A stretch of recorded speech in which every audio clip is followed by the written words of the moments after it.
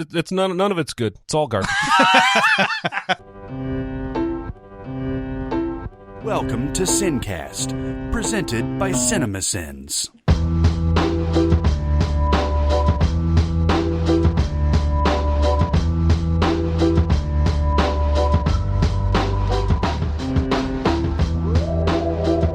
Welcome to the SinCast. This is Chris Atkinson from Cinemasins, joined as always by the voice of Cinemasins, Jeremy Scott. Yeehaw!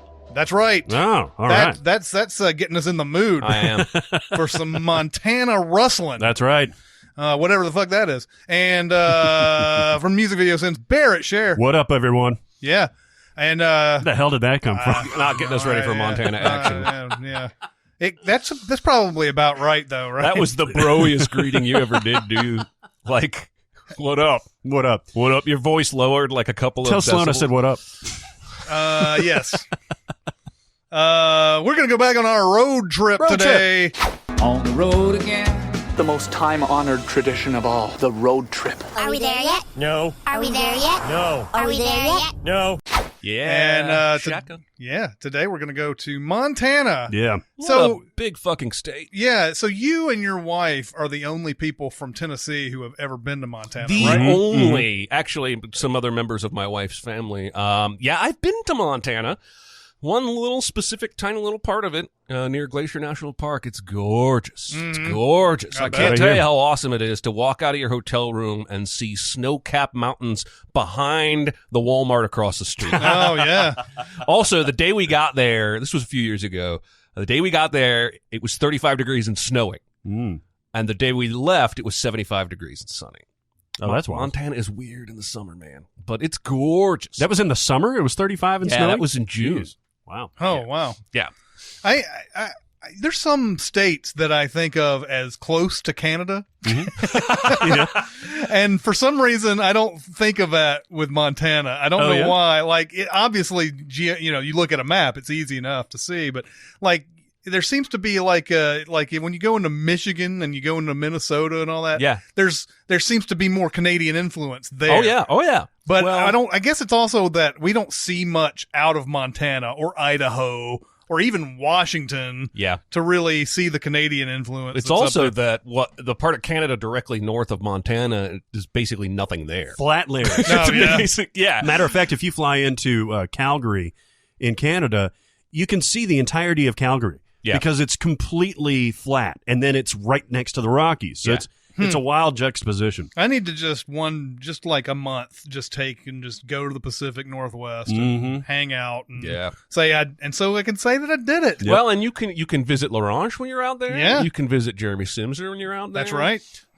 Plenty of good reasons, excuses, if you will. That's right. To go. But Montana's gorgeous and doesn't have a whole ton of movies set there. Nope. And we're going to get through them pretty quick. There's also a ton of Westerns there that aren't going to be really mentioned here because we haven't seen all the Burt Lancaster and John Waynes and Gary Coopers from 1953 or whatever it is. Nor do I really want to. Yeah. Yeah, and I love Westerns in general. And I love some of those old ones, but it's just not something that hits my tickle box. You know who? Don't make me laugh. No idea. There's a guy on Reddit who's really angry about how much I giggle on the podcast. What? I don't know. Oh, people love hearing you laugh. He'll get over it, but don't make me laugh so much. Yeah, today. it's kind of amazing what people do get annoyed about a lot of times. Tickle box. It's like really out of that 2 hours. You zeroed in on that one moment. I do not like your expressions of mirth. Right. I hate that people are having fun. You know who really wanted to go to Montana? Vasily from Hunt for October. Oh, yeah. He did. I would like to have seen Montana. Yeah. They let you drive state to state? No papers? Yeah. Didn't he want to settle down with like a large-breasted woman or something like that? Yeah. He did. And then he's like, in fact, he said, I may have to marry 2 women. Let's start off here. We talked about Arrival a little bit in the last podcast. How much of that is that all Montana? Yeah. Or is that When she gets to the site. Now, I don't know if they actually identified what university she works for. Because I went through that when we were doing the Sins video, and I tried to figure out where it was. But the site, the American site that the ships land, is in Montana. So all of that surrounding area is set in Montana. Do you think they picked it because there's so much open land out there? Probably so. Although, didn't they have... No, there was one over the ocean. I guess they didn't land in like heavily populated areas across the world. Yeah, I feel like that's part of it, if I'm remembering right. Mm-hmm. But I don't know. So you didn't have a bunch of like drunk people throwing beer cans at it and shit? Yeah. Well, plus, Denis Villeneuve wanted to have really pretty scenery. Mm-hmm. And he got it. He got it, for Yeah. sure. That movie's gorgeous. It is. Arrival is amazing. It's one of the best movies of this decade, I would say. I would agree. I think so too.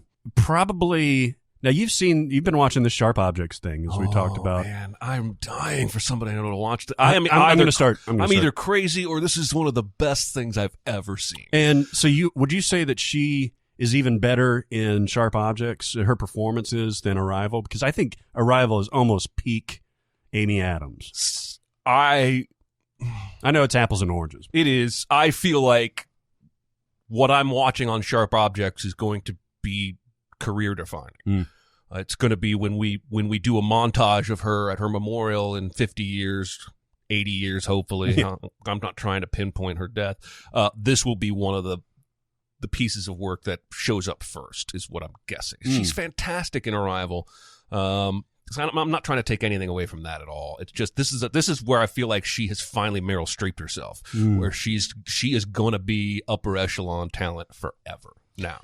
Do you think, going back to her in Arrival, when she gets this story out and the language and the key and all that stuff, does that mean that now everyone that reads this book has the same ability as she does? Yeah, see, I don't know. Like, it felt like... It doesn't seem like it. It felt like because she already had that ability, and that's why she's, that's why, I don't know. It always felt like, wasn't she having flashbacks before she started reading the language and everything? I can already tell you what's going to happen is next Monday when the podcast comes out, Dicer's going to come on Twitter and explain to us what we don't understand right now. Yeah. And he probably does. Which is fair because I haven't seen the movie enough to really know. My takeaway was that she was unique in the ability to see time the way the heptapods could. And not all Americans could read not all It Earthlings can't be. It actually couldn't be, because then Renner would have known what was going to happen to his daughter. Exactly. Well, that doesn't mean necessarily he would have had the ability to do it, just because that doesn't mean everybody has the ability to do it. I mean, it would be, I think, a select few, if any. So not only do you have to understand the language, you have to have some sort of innate ability. I think so. Although that was my take. Some part of the movie also might explain that she's looking at these symbols so much that she started dreaming in that quote unquote language or whatever. But I think she just had the ability. That's the reason why she was the one. She was sort of the chosen one by the end of it. She's the only one who could really make it, understand any of the things that are going on. I mean, think of the broader implications, though, because the movie focuses on just her daughter and all that stuff, but she's able to see like war, disaster, anything happening on the earth, market collapse, things like that. I mean, does she save the world essentially, or does she make herself rich like Biff in Back to the Future? You would think if there were more people who could do it, there would have been more who could do it. Like that. 1 out of 8 billion people are the only people who can like figure this out. Like maybe there were more, but they weren't in the position to actually study all that stuff too. There's always the chance that some kid in India or some kid like in the UK knows how to do this, but they didn't understand what it was. Just like her, she didn't know. And she had access to all this information as it was coming in. Yeah, there's that point where she's like, I've been dreaming of this child. Why? And she doesn't know what that is or anything until finally she's like, oh, she has her big aha moment. There's probably a few out there that are doing it. It's kind of like X-Men, right? Yeah. There's millions out there. It's just that she would just happen to be in the position to figure out that. In the short story that Arrival is based on, it explains that she has a higher midichlorian. That's right. Those damn midichlorians. They didn't have time for the movie to explain that. Yeah. Arrival's great. We love it. Yeah, Arrival is awesome. Then there is Call of the Wild, 2009 version. You remember reading this? Jack London? I did. I don't know if I remember reading it, but I think it was, or did I read White Fang? I was can't going to remember. say there were 2 or 3 Wilderness Wolf books, and I think I read them all. Yeah. Yeah. This is the one where like the wolf-dog hybrid basically shows up like injured, and they take him in, and he becomes like one of theirs, but he hears the dog wolf dog, hears the call of the wild, and eventually they have to let him go. Spoiler. You motherfucker. They're making some movie, or it's coming out in either this weekend. Oh, the dog movie? Yeah, the one where the wolves evolved into dogs, Yeah, the yeah. very beginning of it or whatever. I guess it's gonna span over generations because it looks like it starts off with the kids befriending a wolf in a cave, and then it looks like they go through hundreds of years of evolution where the wolf turned into the dog. This is a movie? Yeah. It's going to be in IMAX and everything. Oh, Is it okay. really? So it's not like Wow. okay, that makes more sense than like I'm picturing like an Illumination film. Like, No. It's based on the actual real evolution of wolves into dogs and everything. Well, I will not be seeing. I was going to say this does not sound very entertaining. No, it doesn't. It doesn't look bad. What I've seen. I haven't seen it, so I can't say. Yeah. So Call of the Wild, I haven't seen this version. Yeah, this has got Christopher Lloyd in it. It was 2009. It's perfectly fine. I Yeah. watched it with my kid. That's the thing. Like all these like really well-known classic literature, like had been done 500 times, and Yep. you can find probably 800 versions of this. Yep. Out there, but yeah, good story. Yeah. Oh, yeah, great story. Clay Pigeons, I've seen it. I don't remember a thing about it. Oh, really? Vince Vaughn is in it. Yeah, I've seen it as Joaquin well. Phoenix is in it. Vince Vaughn is a serial killer in this. Oh, And Joaquin Phoenix is just kind of lout, the just slacker type of guy, which every movie in the 90s was about in some form, and has some thing with his friend's suicide. And he meets up with Vince Vaughn, who befriends him, kind of like Billy Bob in Fargo, and who kills like somebody that he knows. And so the FBI gets involved with Janine Garofalo playing the agent. She is a weed-smoking agent, and shenanigans ensue. It's funny. Shenanigans? Is it a funny movie? Yeah, it's pretty funny. It's like a dark comedy. I remember liking it. Okay. Yeah. I don't remember anything. The only thing I remember about this movie, I've said this before, is that there was a sort of a triangle of movies starring Vince Vaughn, Joaquin Phoenix, or Anne Heche. Yeah. So you had Clay Pigeons, you had Return to Paradise, which had all 3 of them in it, and then you had Psycho, which had Vince Vaughn and Anne Heche in it. Yep. So like that was that little triangle. Vince Vaughn went through an evil phase. He did. This and Disturbing Behavior and Psycho. Yeah, Like, this he was Oh, like no. right after he did Swingers, and like he was trying to do that whole. Yeah, he's trying to Is rough it it. Disturbing Behavior? No, you're thinking about the Katie Holmes one, but it's disturbing. The John Travolta. Disturbia? No, It's no. my stepdad is evil and beats people up, and John Travolta has to save We just me. talked about this movie not too long ago. Wasn't he in that? Yeah, that's what I'm talking. But it's not called Disturbing Behavior. That's That's that horror movie with Katie Holmes. Yeah, and yeah. all and that. I'm thinking it's called Something behavior. Drunken. Drunken behavior. Drunken disorder. Drunken behavior. There's a new papa in my mama's bed. What's it called? Domestic disturbance. Domestic disturbance, yes. There's like if this is uncut, there's going to be 100 people going, it's fucking domestic disturbance. Those are fun moments. Yeah. I know because I feel the same way when I listen to podcasts sometimes. And people are like, what is that movie? Yeah. So, Oh, yeah, Clay Clay Pigeons are Pigeons. pretty good. Yeah, it was a fun movie. All It right. reminded me a lot of, you remember U-Turn? Yeah. It reminded me of that kind of story. You know what I Less remember U-Turn disturbing. for? Claire Danes. Well, Claire Danes for sure, but the Johnny Cash song, "The Ring of Fire," that always played for the sheriff, Yep. Powers Booth. Mhm. Oh, yeah. I fell into. They play that song maybe 92 times in that movie. Claire Danes does that part where she's like, well, how come Patsy Cline don't put out no more records? Sean Penn's like, cause she's dead. Oh, God. What a weird pull. Yeah. Then we have Disorganized Crime. Yeah, man. Is this an 80s movie? Don't Yes. kid yourself. It's not that organized. Mom. I never saw this. Yeah, 1989. This had Fred Gwynn, Honestly, this is crazy. Fred Gwynn, Lou Diamond Phillips, Reuben Blades. Where the fuck did that guy go? I know. No kidding. Corbin Burnson, Ed O'Neill, and Hoyt Axton. That's definitely a lot of 80s stars. Corbin Burnson, who's looking like Walt from Breaking Bad at this point. Ooh. Is he really? Yeah, man. Like he came up in something recently I saw, and I was like, "Whoa, that's fucking Corbin Burnson. He looks so different."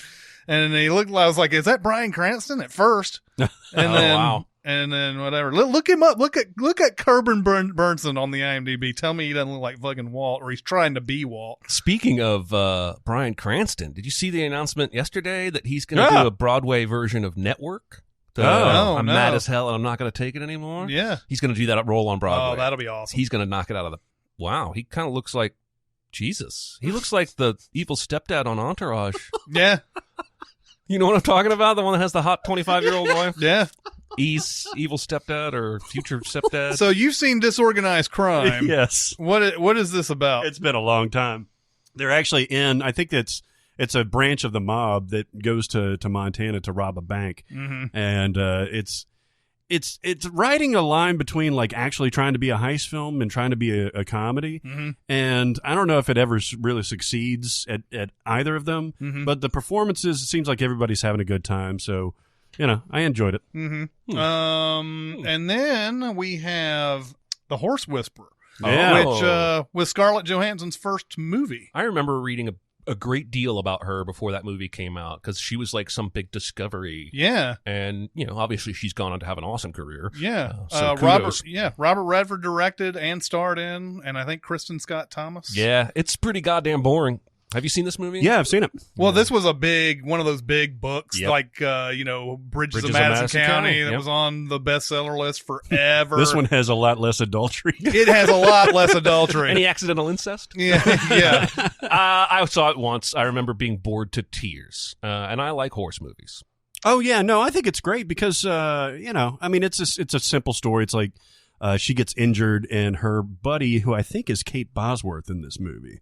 Yeah. Kate Bosworth, yeah, she gets killed.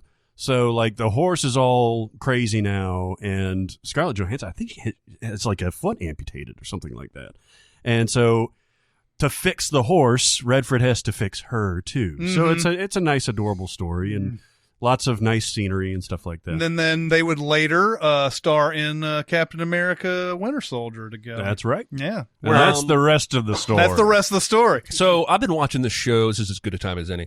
On Paramount Network, Yellowstone, starring Kevin Costner. Surprise, Wes Bentley. Is he really? He is in this. And had a career. Taylor Sheridan wrote, and I think he's directed every episode so far. And it has just continued to get pulpier and sappier. And like there was a scene last night where Costner is this cattle magnate, basically. He owns more land and more cattle than anyone in Montana. And at one point he's driving in last night's episode and he sees a bunch of Asian tourists out in a field gaping at a grizzly bear. And he walks out there and instead of like trying to save them from the bear, he starts yelling at them about how they're trespassing on his land. One of the tourist guys yells something in a language, and it's interpreted to him as he says, it's criminal, it's morally wrong for one man to own this much land. Because Costner does this whole, from that mountain to that mountain is all my land. And Costner says in the most serious way possible, this is America. We don't share land.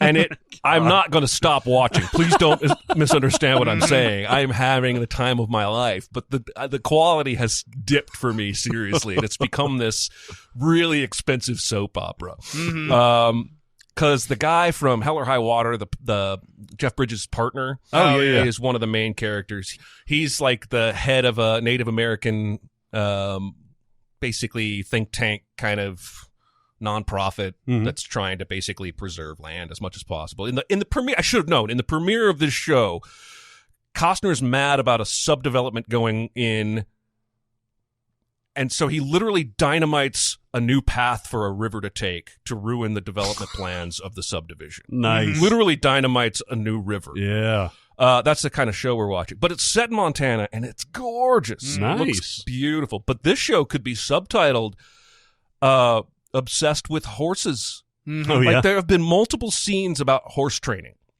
and cowboy training. There's like a new greenhorn on the ranch in one episode, and they literally duct tape this motherfucker on the wildest horse and leave him there for 8 hours.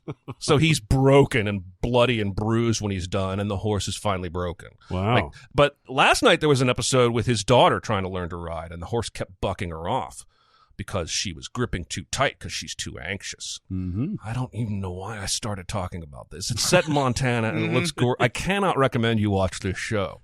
Because you'll be now mad you're at invested, me. though. You'll be mad at me if you do. It's a wreck of Warren. Yeah, it's a wreck of Warren, and it's already been picked up for season 2. I have no idea where they're going to go. But yeah, it's probably the most Montana-iest thing I've ever seen. I'm down with like prairie porn and like, mountain porn and stuff like that. Yeah, I mean, then you should probably at least check out an episode or two because it's chock full of that stuff. Yeah. And the brother guy from the 50 Shades series is playing one of Costner's sons. Remember the brother in the 50 Shades series? Yeah, he's the one that got married to the best friend. Yeah. Yeah. There All you right. go. Yeah, the brother guy. I tell you who else is in the Horse Whisperer? Sam Neill. He finally got to go to Montana. Actually, he got to go to Montana in Jurassic Park, which is also listed here. We've talked about Jurassic Park. Obviously, we talked about it in Hawaii, I believe, because they shot a lot of the park on Hawaii and everything. And We talked about it on our episode we did for Isla Nublar. Yeah, exactly. When we went there and we talked about all the movies that were set there. But there was Jurassic Park. There's also Jurassic Park 3. The Montana scene one of the only Montana scenes in Jurassic Park. I went back and watched this again.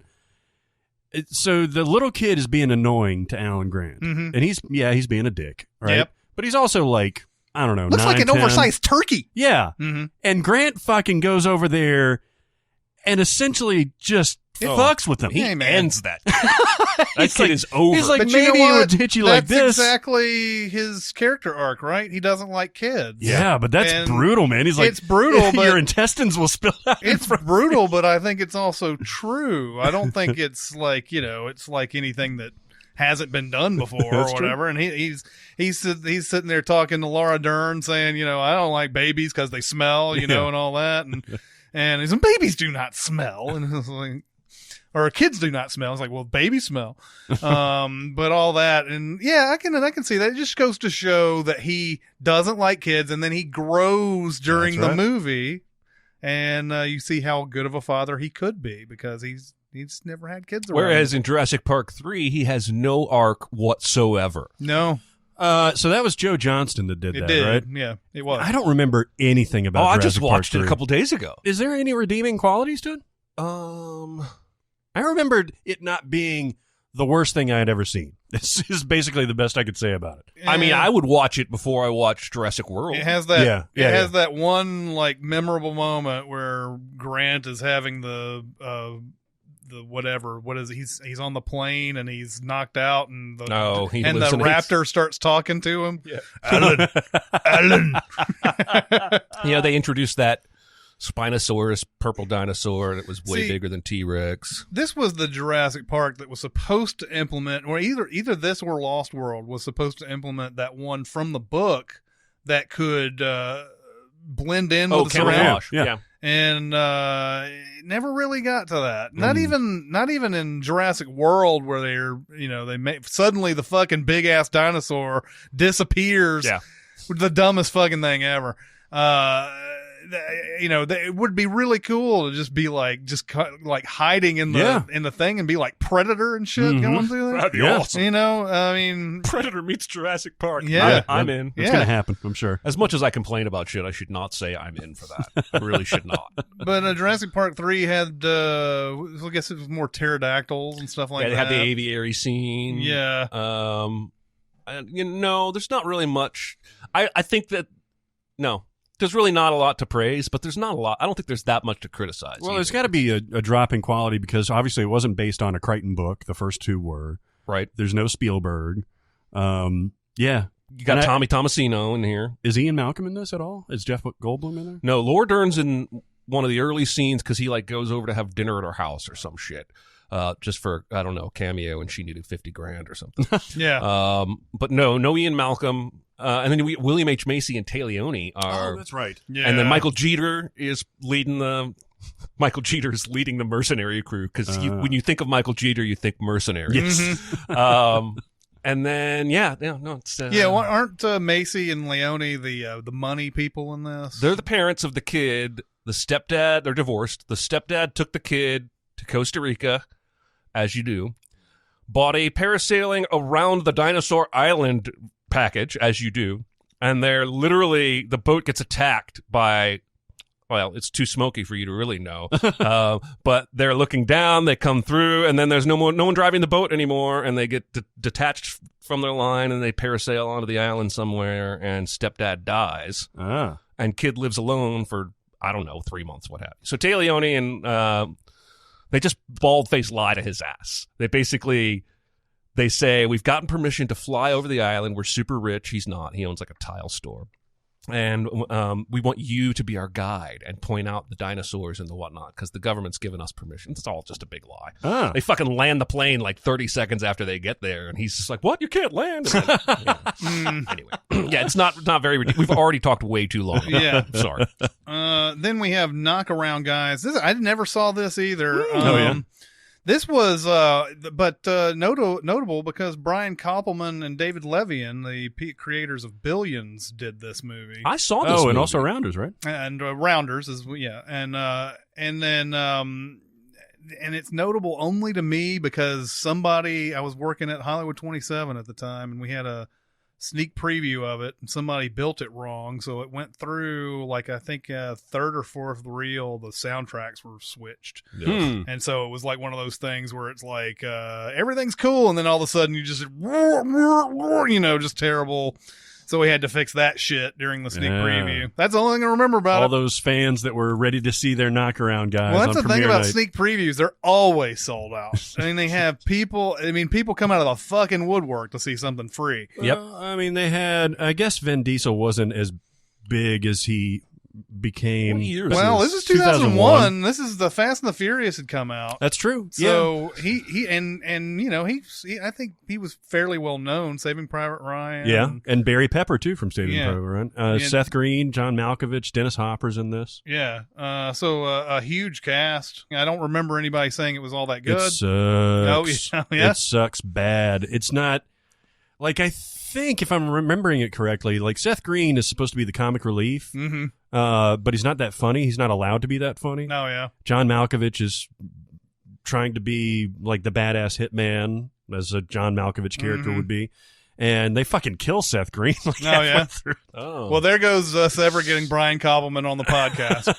Brian Koppelman has his own podcast. It's called The Moment, by the way. It's really, that's right. really good. Interesting. And I mean, he's done a lot of great stuff he has, since before and since. I'm sure if you asked him honestly about Knockaround Guys, he'd give you, like some proud about some things and some other things I'm not so proud about. Probably. That's by the way, that's how I describe every single time I have sex. Yeah, that's true. It's not good. Proud of some things I did. Yeah, exactly. Not proud of how some things Right. turned out. End result was fine though. The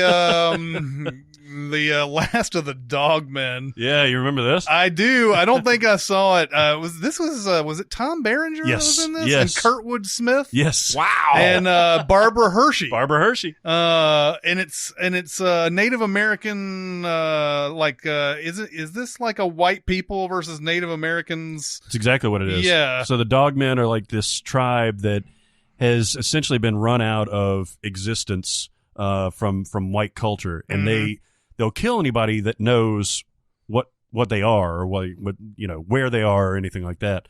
So it's incredibly dangerous, and you don't want to get involved with them and all that stuff.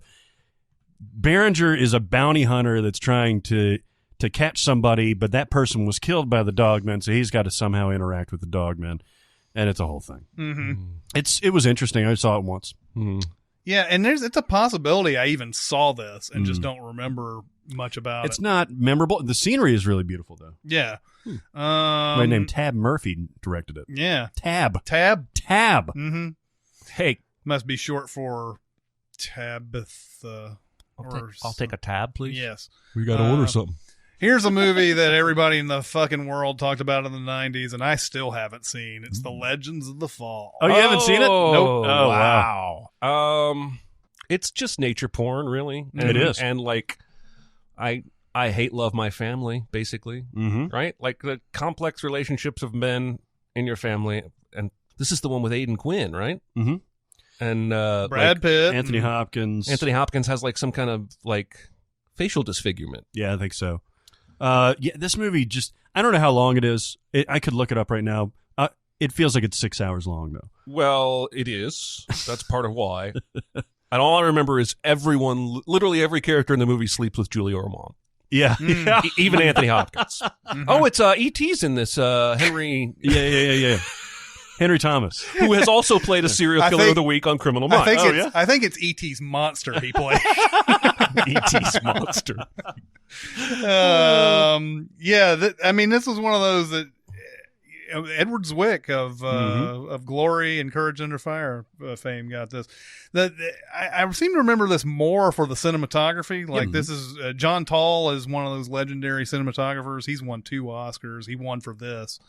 But he used to be like on that list too, like just every year. John Tall, I think he got nominated like 3 or 4 times in a row or something. He did Braveheart. There were a lot of housewives and house moms that watched Legends of the Fall for the cinematography. And that's right. That's correct. Brad Pitt, man, he was fucking foxy in this movie. I would do him. Yep. Well, that was like the other day. Thelma and Louise was on, and that's one of those movies you can pick up anywhere and just start watching it. I was surprised how many people were in that. I had forgotten that like Harvey Keitel was in it, and Christopher McDonald played Gina Davis's husband in it. And, Wow. And all that. But Brad Pitt comes in, and I'm like, damn, I think I'd have sex with Brad Pitt. In Thelma and Louise. I think that would be that if I could accomplish that. Good looking fellow. Well, isn't the thing in this movie like one of the brothers goes off to war? They all go off to war.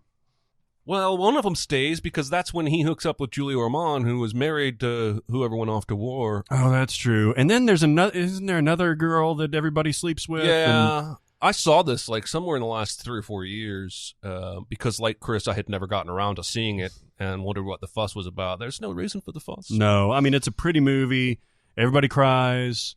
Good-looking people in it. But everybody hurts. Everybody hurts. Everybody hurts.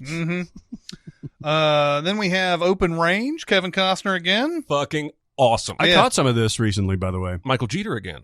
Yeah. Interesting. This is a good movie. I haven't seen it since it came out, though. It's fantastic. And Annette Bening's in this. She plays basically the doctor's sister.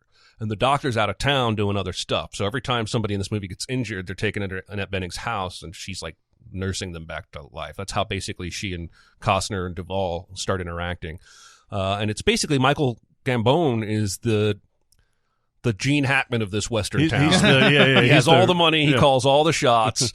And they don't want no goddamn free grazers. Now, I imagine this was probably a legitimate hot issue at certain areas back in this time, where if you had a town and you had a farm, you didn't want people kind of just randomly coming onto your hill and eating your grass and moving on with their cattle. But that was a thing. There were free grazers, people who move around, and that's what Duvall and Costner are.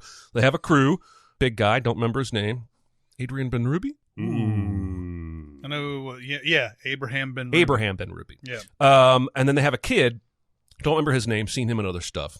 Is Abraham Ben Ruby the Parker Lewis Can't Lose guy? Yes. Okay. Yeah. Oh, yeah. I mean, he didn't play Parker Lewis. Yeah, he No, played his the friend. big guy. Yeah. And basically, a little bit of violence between the townsfolk and these free grazers leads quickly to a killing. There's so much awesome shit. There's a scene in the middle of this movie where it's pouring rain. The streets of this town are goddamn rivers.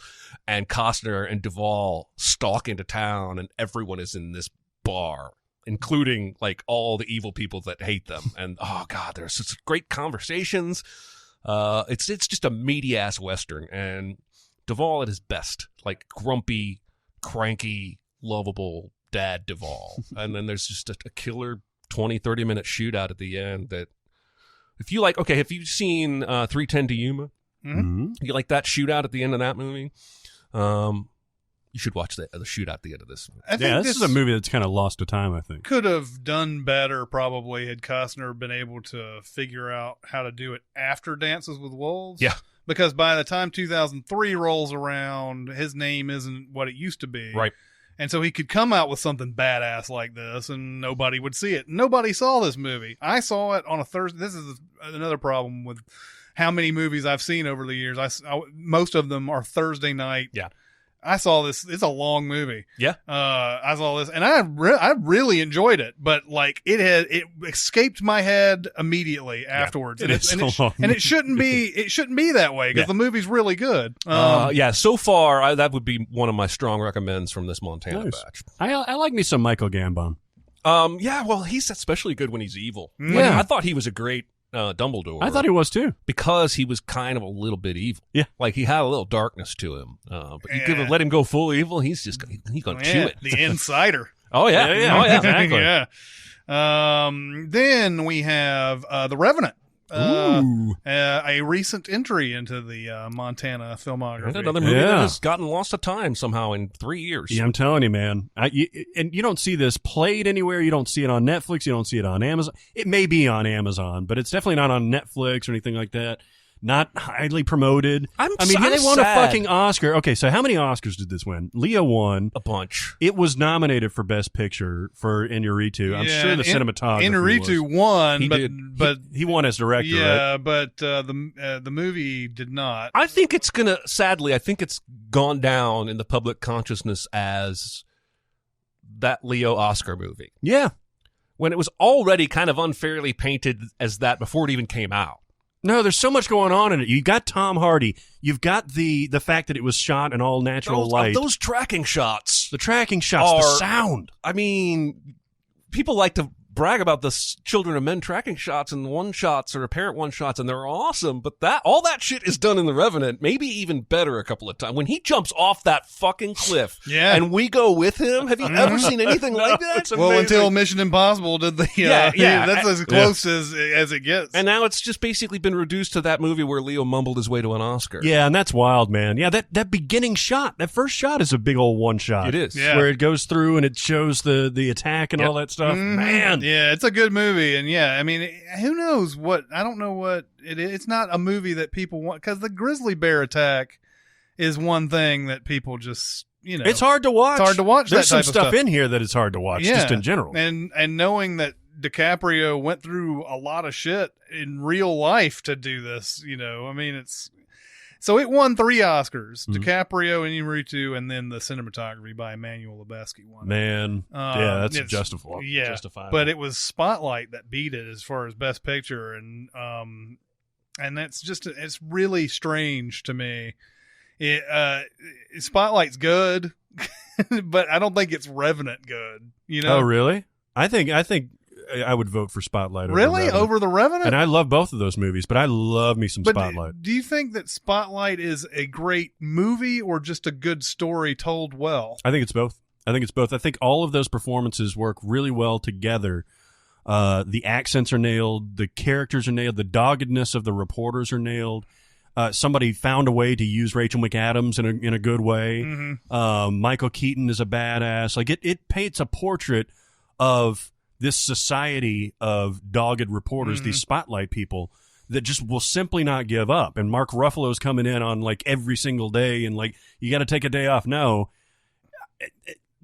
that kind of thing, obviously completely different They are movie different than, movies. than You The can't really Revenant. compare, but like I feel like cinematically, The Revenant walks all over the Cinematically, yes. Obviously, dialogue in Spotlight is fantastic. I think the story and the scope of the story, even though it's a contained movie, I think moves me more than Hugh Glass trying to ultimately get to his kid or whatever. Huge ass. All right, I can see that. You're wrong, but I see it. Yeah. It's just so disappointing from Barrett today. Like Jane, Spotlight. you ignorant slut. Who directed Spotlight? That was Tom McCarthy, Yeah, that's right. who was he's a longtime actor. He's on The Wire. Mm-hmm. He played that reporter who fudged the stories on The Wire. Yeah. And then he's directed a few other things. I think he might have been an actual reporter. I think that's part of his. He might have been. That makes sense. I think he was an actual Baltimore reporter, and then he turned to movies. Well, I mean, I know half of the like drug slinging characters on that show are like authentic Baltimore people. Like the female hitman who buys the nail gun, like she was a real like gangster. Like, for real. Really? She's also dead now. But yeah, she was plucked off the never acted. She's just an actual real gangster. Wow.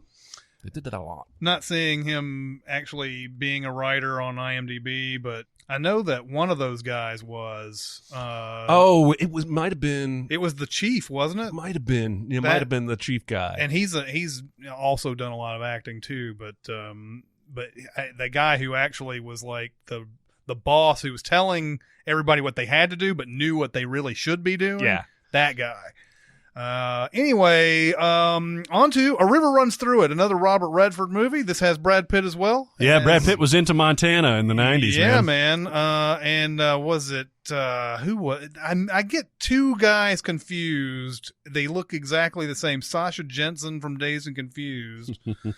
And this other guy who I think is in A River Runs Through It. Craig Sheffer. Craig Sheffer. Yeah, he looks like Sasha Jensen from Dazed and Confused, right? Yep. And they both have these same kind of careers where they're like, there's times I've misappropriated both of them. But this is one of the first ones where Brad Pitt was heavily featured and like as the sex symbol. Yeah. Because this was 92, and girls my age were going fucking gaga over this guy. Yeah, that's why this movie was popular. Again, I mean, I could easily confuse this movie and the last one we just talked about in Montana with Brad Pitt and Aidan Quinn that I can't Legends of the Fall. Legends of the Fall. Yeah, those two movies too. could be intertwined, too. and I wouldn't be able to tell the I difference. don't know, man. I haven't seen Legends of the Fall. That's why I can't confuse the two. But I really like A River Runs Through It. I really like. I mean, I think at times it can be just too slow, maybe. But I haven't seen it in forever. But I really enjoyed it because Brad Pitt's such a fuck up in this movie. He is. I mean, it does have long sessions of them fly fishing and shit. But it's I really liked it. Interesting. Then there's Shooter. Is this is it Mark Wahlberg? Yep. And then later, Brian Phillippe on TV. Yeah, that show's on like its third or fourth fucking season. Is it really? Yes. Shooter also has Kate Mara in it. That's right. And I remember something about Kate Mara being shot in a way because she plays the widow of Wahlberg's buddy that gets killed in combat. And of course they end up, having a relationship later on, but there's some shot in there where it like lingers on her boobs. And I don't know if she like is wearing like a see-through shirt or something like that, but there's one shot there I was like, I'm not like complaining, but it's also like, this is very, very obvious. Do we really need to be this obvious about it? Yeah. All right. It's Antoine Fuqua. Antoine Fuqua did this? Yep. Boy, he's had a weird career. I saw this movie. I actually kind of like this movie. How did you guys pronounce that? I said Antoine Fuqua. And it's Fuqua. Yeah, I pronounced it wrong. Antoine Fuqua. Yeah. I was like, I was about to let that go, and then I was like, did I just hear Fuqua? Yeah. So he learns of a plot against the president, and then he has to go on the run. Is it because he's suspected, or is it because he knows it and the bad guys know it? No, they he's set the him suspect. up. Yeah, they set him up. Yeah. He's the only person. That's the only way these movies go. Yeah, He's got to be the suspect. Only one man Exactly. could have made that shot. Exactly. He knows about the Coriolis effect and all that bullshit. And so he's got a hideout in Montana, and his name Bob Lee Swagger. That's right. Oh Jesus, That's right. That's not made up. I think Mark Wahlberg may be on an intentional path to create as many mediocre films as possible. Like, you see this Mile 22 he's got coming up? He's the weapon. He's the last resort. This is like the most generic ass looking action movie I think I've ever seen advertised. Yep. And it's Peter Berg again. Yeah. This is like their fourth fucking movie together, and they're all perfectly average. I've seen all of them.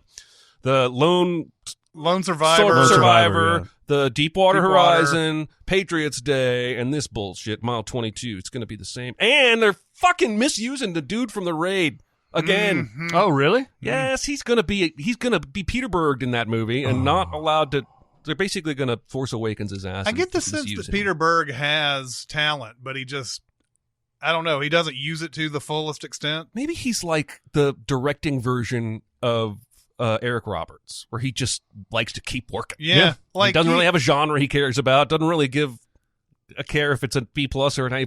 He just keeps churning. Kind of put, he's got a little bit of a style in Very Bad Things, and he's got, Friday Night Lights had his fingerprints all over. Even the TV show was played out like a Peter Berg. Yeah, it's very interesting. Oh yeah, okay, that makes sense. Kate, you just said that Wahlberg's name was Bob Lee Swagger in this. I can answer the Kate Mara thing. Her name is Sarah Sweet Titties. That's the reason why no, it's not. That would have been awesome. It's not. Sarah Sweet Titties. Sarah See-Through. Oh dear. Then we have Star Trek First Contact. I know Jeremy knows this movie. This movie seen is like a big happy wet kiss. Me too. I love it. Now, I would argue almost half of this movie takes place in Montana because all the stuff on Earth is Montana. And that's where Cromwell is, and he's great as this drunk who never intended to make any kind of history. And it's got the Borg element. One of the best things the Next Generation ever added to Star Trek canon was the Borg, and they're used perfectly in this. There's time travel. We get Alfred Woodard in here to banter back and forth with Picard. We get that famous scene where he's like, "The line must be drawn here." But like right before that, Alfred Woodard has this great line where she's like, "Jean-Luc, blow up the damn ship," because he could win if he would just blow up the Enterprise, but he doesn't wanna because he's stubborn and he wants to beat the Borg with his brain or with a Picard thing and not just blowing up the ship. Everybody, this is, William Frakes directed this. Yeah. Oh, yeah. And he had directed a bunch of... Or is it Jonathan? Jonathan Frakes. Yeah. Jonathan William Frakes. Jonathan... Will Riker's his character This is name. Christian name. Jonathan Frakes directed this. He directed a lot of episodes of the show. All the actors play their roles great. Everybody's got a little something fun or interesting to do. Data gets that whole thing where he's kidnapped by... the actress we just talked about. Alice Krieg, and gets like turned into a Borg, but surprise, he was faking. He was faking the whole time, right? Yeah, we get a spacewalk with Worf and Picard in spacesuits walking on the outside of the Enterprise. It just has everything I want. Is this is the one where they do blow up the Enterprise, right? Because it's another one of those fucking movies. But they end up crash landing or something on a planet, don't they? No, that's all the other ones. Yeah, all the other ones. This is the one where the only one. But they have to use a rocket that James Cromwell's built, right? Yeah, but James Cromwell's the one that uses it. Geordi and Riker go on the trip with him because historically this was First Contact. Let's rock and roll. Yeah, and you get that. I like big dance. Exactly. Perfect use of that song. Yeah, it's and awesome. Of course, the Vulcans are out there watching. They see the first transwarp flight from Earth, and that's when they come down and make contact with Cromwell. And so the Federation, all of our Enterprise people are trying to preserve that history because the Borg have come back in time to keep it from happening. So if First Contact never happens, the Federation never exists, and they win by changing the past. And this was another Star Trek that after a shitty Star Trek came out, it's like that every even number Star Trek thing because Generations was awful. right? Yeah. Generations was right before this, and then this, and then then everything falls to shit. No, Insurrection is somewhere in there. And then no, Nemesis. what's after First? Nemesis was after First Contact. Nemesis was the last Nemesis one. was the last one. So somewhere was Insurrection. That's F. Murray Abraham. Uh-huh. That's the one nobody wants to remember. It's even worse than Nemesis. At least with Nemesis, you can watch Skinny Tom Hardy. But with Insurrection, there's nothing to nothing. Yeah. Yeah. Anyway, First Contact is great if you like Trek at all, and you haven't seen it. I think it's probably one of the 3 or 4 best Trek movies. I agree.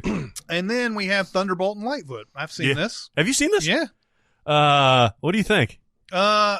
I was recommended it a few years ago, and I watched, and I was like, I don't like it as much as this person does. Yeah.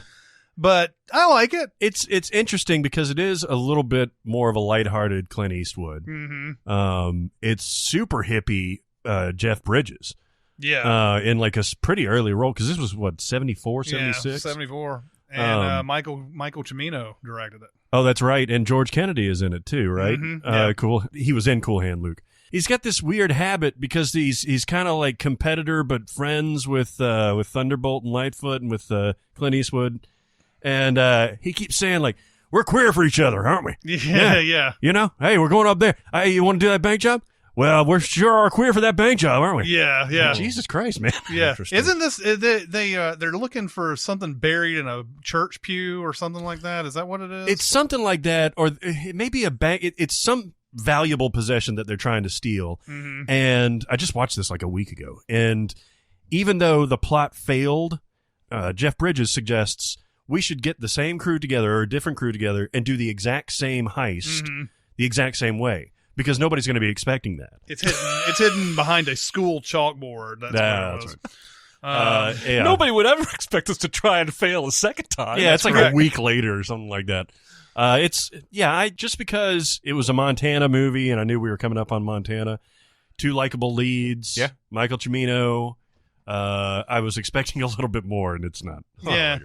All right, now here's the rundown of some other stuff. Alice's Restaurant. This is not what spawned the TV. Well, that was Alice Doesn't Live Here Anymore. Right. But is Alice's Restaurant it's a spinoff of Alice? No, it's an Arlo Guthrie joint. Okay. Where he plays himself. We've already said too much about it. It's a hippie counterculture thing about trying not to get drafted into the war. It's Arlo Guthrie playing a version of himself with his father, Woody Guthrie, who obviously was not in the movie because he was dead. Look, I'm going to say what everybody doesn't have the balls to say. Fuck Alice's Restaurant. Yeah. Oh, man, that is some controversial shit. We're gonna have like at least no comments about that at all. Then there's Amazing Grace and Chuck. I've seen it. Tell us about it. This is okay. Well, everything you need to know is that my father would let me watch this movie when I was young. It's got a good cast. Well, yeah, it's one of the Jesus-iest movies I've ever seen. The basketball player his nickname is Amazing Grace. It's like Sweet Lou Dunbar or whatever. And Chuck is the kid. Literally, all I remember is that. The basketball. There's a lot of God. I'll tell you why. Because they're trying to. The kid reads something about nuclear bombs, and he says he's not going to go to school anymore until all the bombs are destroyed. I was reading about this. And then Amazing Grace, the basketball player, says he's not going to play basketball anymore, even though he's one of the best basketball players in the world, until all the nukes are gone. And they succeeded. They did, end. Pretty much, because they get to all the way to the President of the United States, who is played by Gregory Peck. Oh, I thought you were going to say our boy, Bruce Greenwood. Oh, yeah. In 1987. That would have been awesome. No, I don't remember anything about this. I just remember, I think I was just old enough to know it was terrible and I hated it. This is William Peterson a year after Manhunter. Yep. Son of a He bitch. thought he was going to be the next thing, poor bastard. Jamie Lee Curtis is in it. Yeah. Okay, then there's Bright Angel. No idea. It's got a really good, an interesting cast. This is a 90s movie. It's from 1990. Dermot Mulroney, Lily Taylor, Sam Shepard, Bill Pullman, who I'll talk about later on, Delroy Lindo, and Will Patton. I've So it's almost kinda like certainly seen this. This is exactly the kind of movie I used to rent in college. just because of the cast? Yes, Yeah. and when it came out, I'm almost certainly seen it, but I don't remember anything And about then it. there's a Marilyn Monroe movie called Bus Stop. I've never seen that. I've seen a lot of Marilyn Monroe, but I haven't seen that movie. Yeah, I haven't seen that. I I wonder how many movies she did. It was about 40 or 50. Yeah. She did a lot. There was a point in time where she was not famous, and she like everybody else was a character actress and all that. So there's a movie I saw where she just kind of showed up for like 2 seconds and out the door. It was like I was talking about the Alec Guinness stuff that I saw. Audrey Hepburn shows up like for 1 minute in that movie. Wow. One of those movies, and then it's gone. Wow. Like it's amazing to see somebody with that kind of wattage coming in, Mm-hmm. and then they're gone. And it's not even a cameo. It's just you were a pretty girl that we put in the movie. Then there is Certain Women. Is Kristen Stewart in it? Yeah, Kristen seen Stewart. this. I've never. Somebody summarize. It's Laura Dern, Kristen Stewart, Michelle Williams. It's like a anthology type of movie. Yeah, where- yeah, You've seen it, though? yeah. Any good? I like Kristen Stewart. Yeah, I do too. I do too. Even though our videos say otherwise. The Cowboys. I've never seen this. This is a John Wayne Slim that's like- Pickens movie. yeah. Then there's Cut Bank. No, it's an A24 movie. Oh, I've seen this. This has got a Hemsworth in it, right? Yeah, Liam. It's Liam Hemsworth, Billy Bob Thornton, John Malkovich, Teresa Palmer, Michael Stuhlbarg. No. Like I'm Bruce telling Dern? you, no. Oh, you don't like it? I'm saying no. Okay. Oh, Bad movie. oh yeah. Really? I would not recommend it. So A24 does have a blemish then. A24 has all kinds of goddamn blemishes, and I don't know why we don't ever talk about it. I don't know. I think it's because at one point we said they were perfect. I'm pretty sure if we go back into our podcast, we've said that. But before. don't they have like 3 Annabelle movies on their docket? No. There's some horror sequel they just put out, or there's some. Pull up A24. Let's just sort this out. We got time.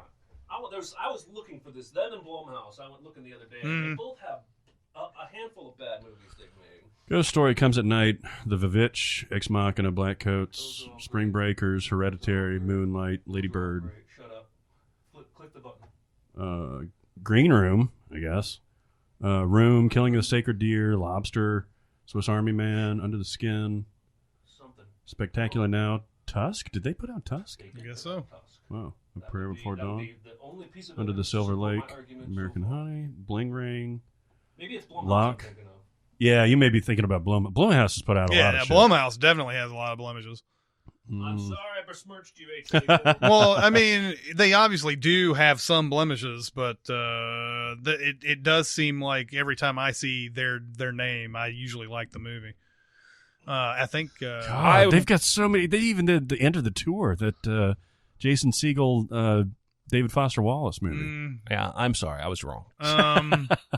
But I mean, they do have I'm sure, some. yeah, It's I'm not sure a perfect record. But I think it was Blumhouse I was anyway, mad at. you didn't like Cut Bank though. No, and I watched it specifically. Do I want to tell you why I watched it? Yeah, do it.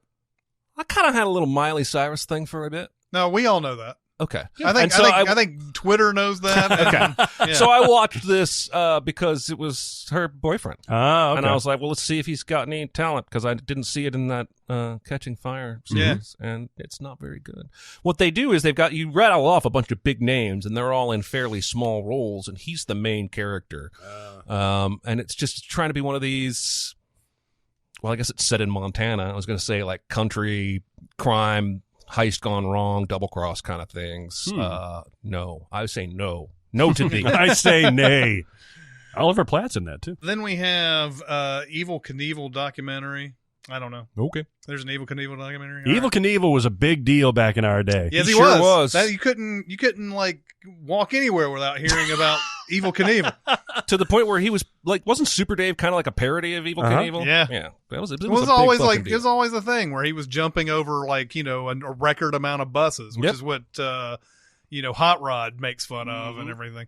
But yeah, and then he had his son Robbie Knievel took over and started doing stuff, and I think he's gone now. Well, he's just doesn't do much anymore. Then there's the Hanging Tree. I think there's a few Hanging Trees. Which one is this? Is it 1959 Gary Cooper? Yep. Gary Cooper, Carl Malden, Yeah.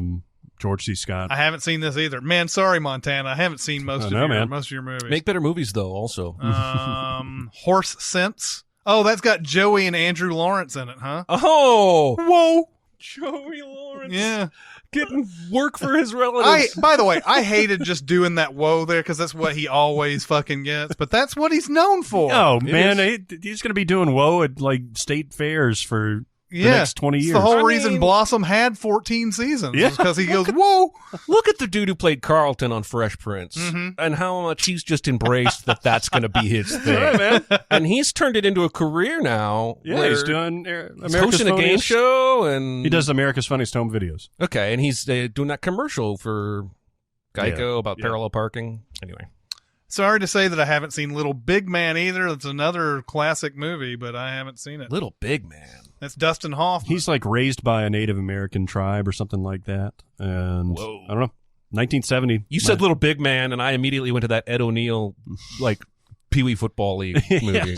There's Arthur Penn who did Bonnie and Clyde. yeah. Did that movie. And then there's the Missouri Breaks. It'll be on Cinemax tonight. Yes, yes, it will. we should just be honest.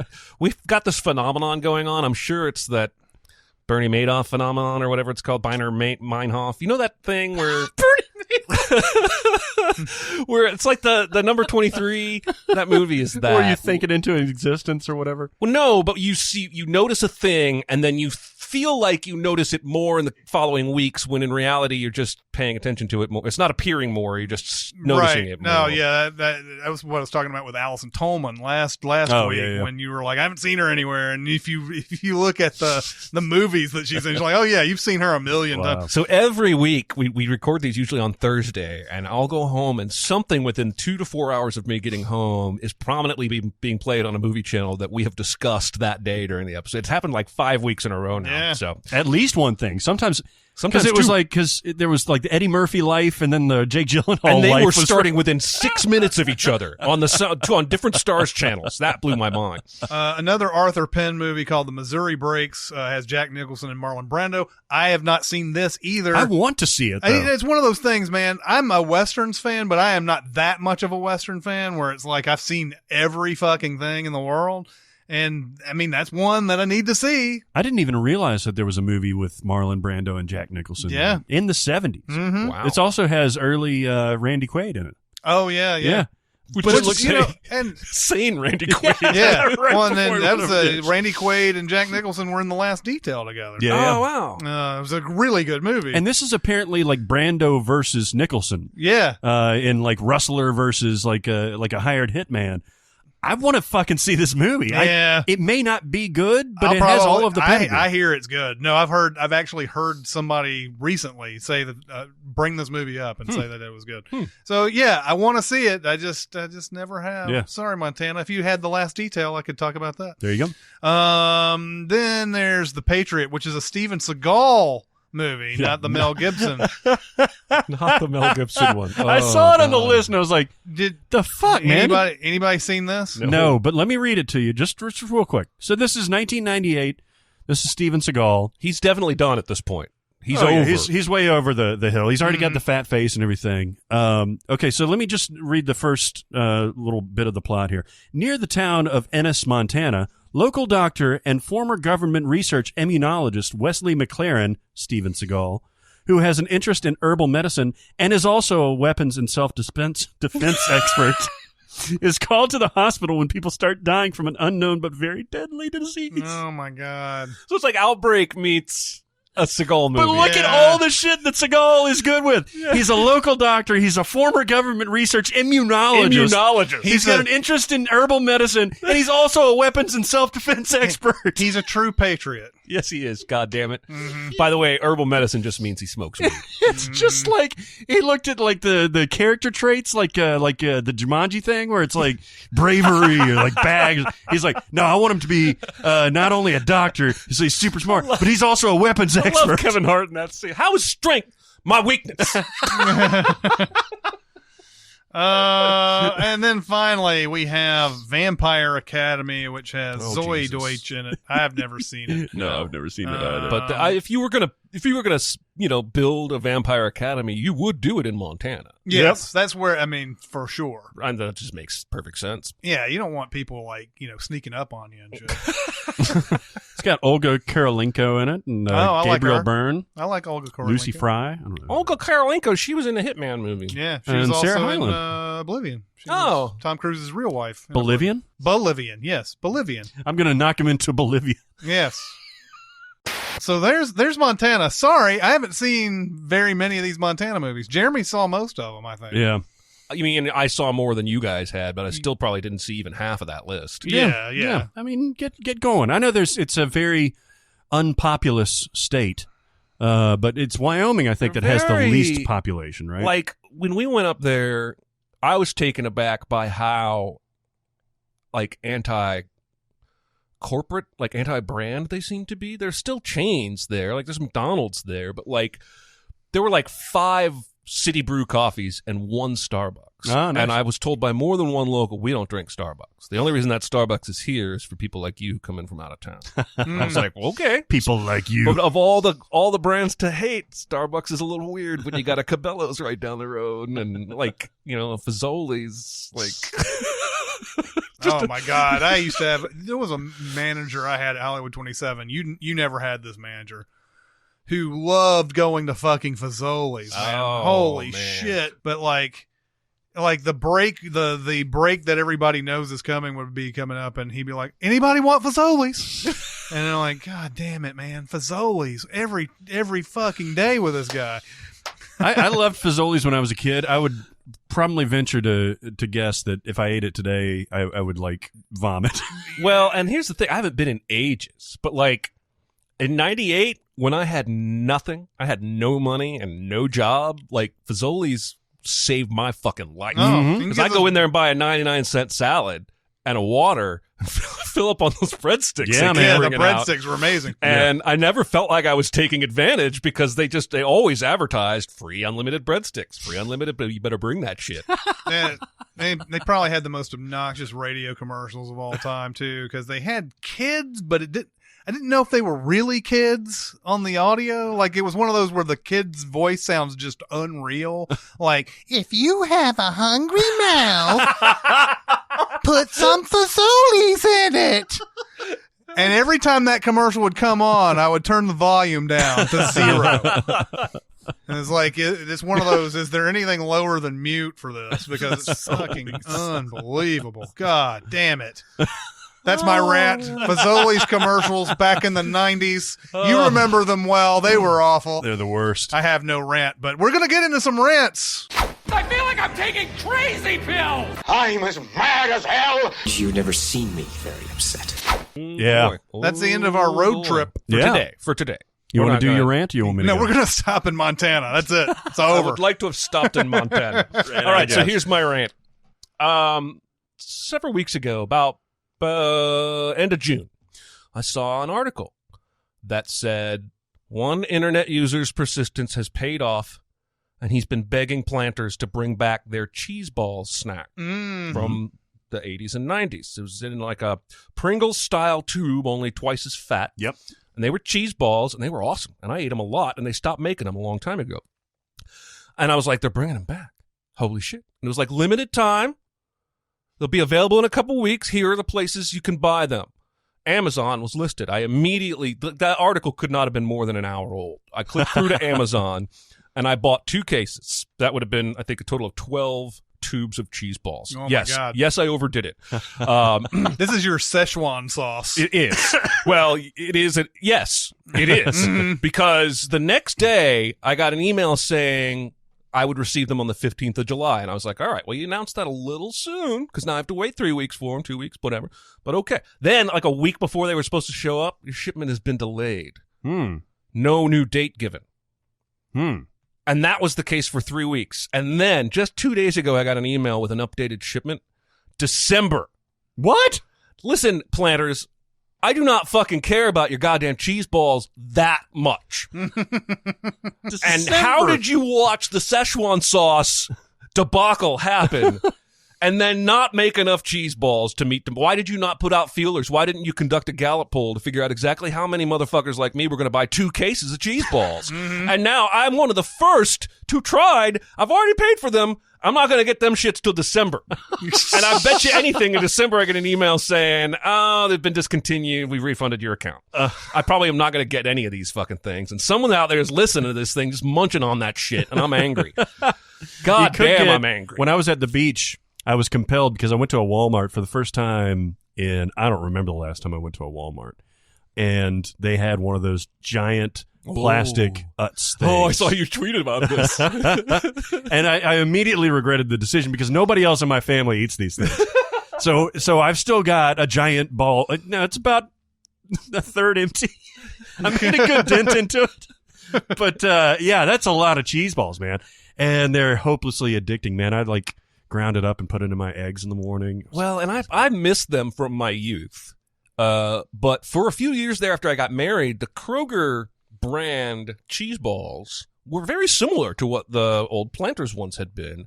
And then they changed their fucking recipe. Okay, that's where, yeah, exactly. Because that's the problem with this bucket of cheese balls is that they're immediately stale. I'll tell you why they're immediately stale. Because they changed the recipe. Because they changed their recipe, and the Planters ones had that foil, like, fucking, like, tennis ball rip-off thing. Exactly. Where you'd hear the air escaping, and you know this shit is, like, vacuum sealed. Oh, yeah.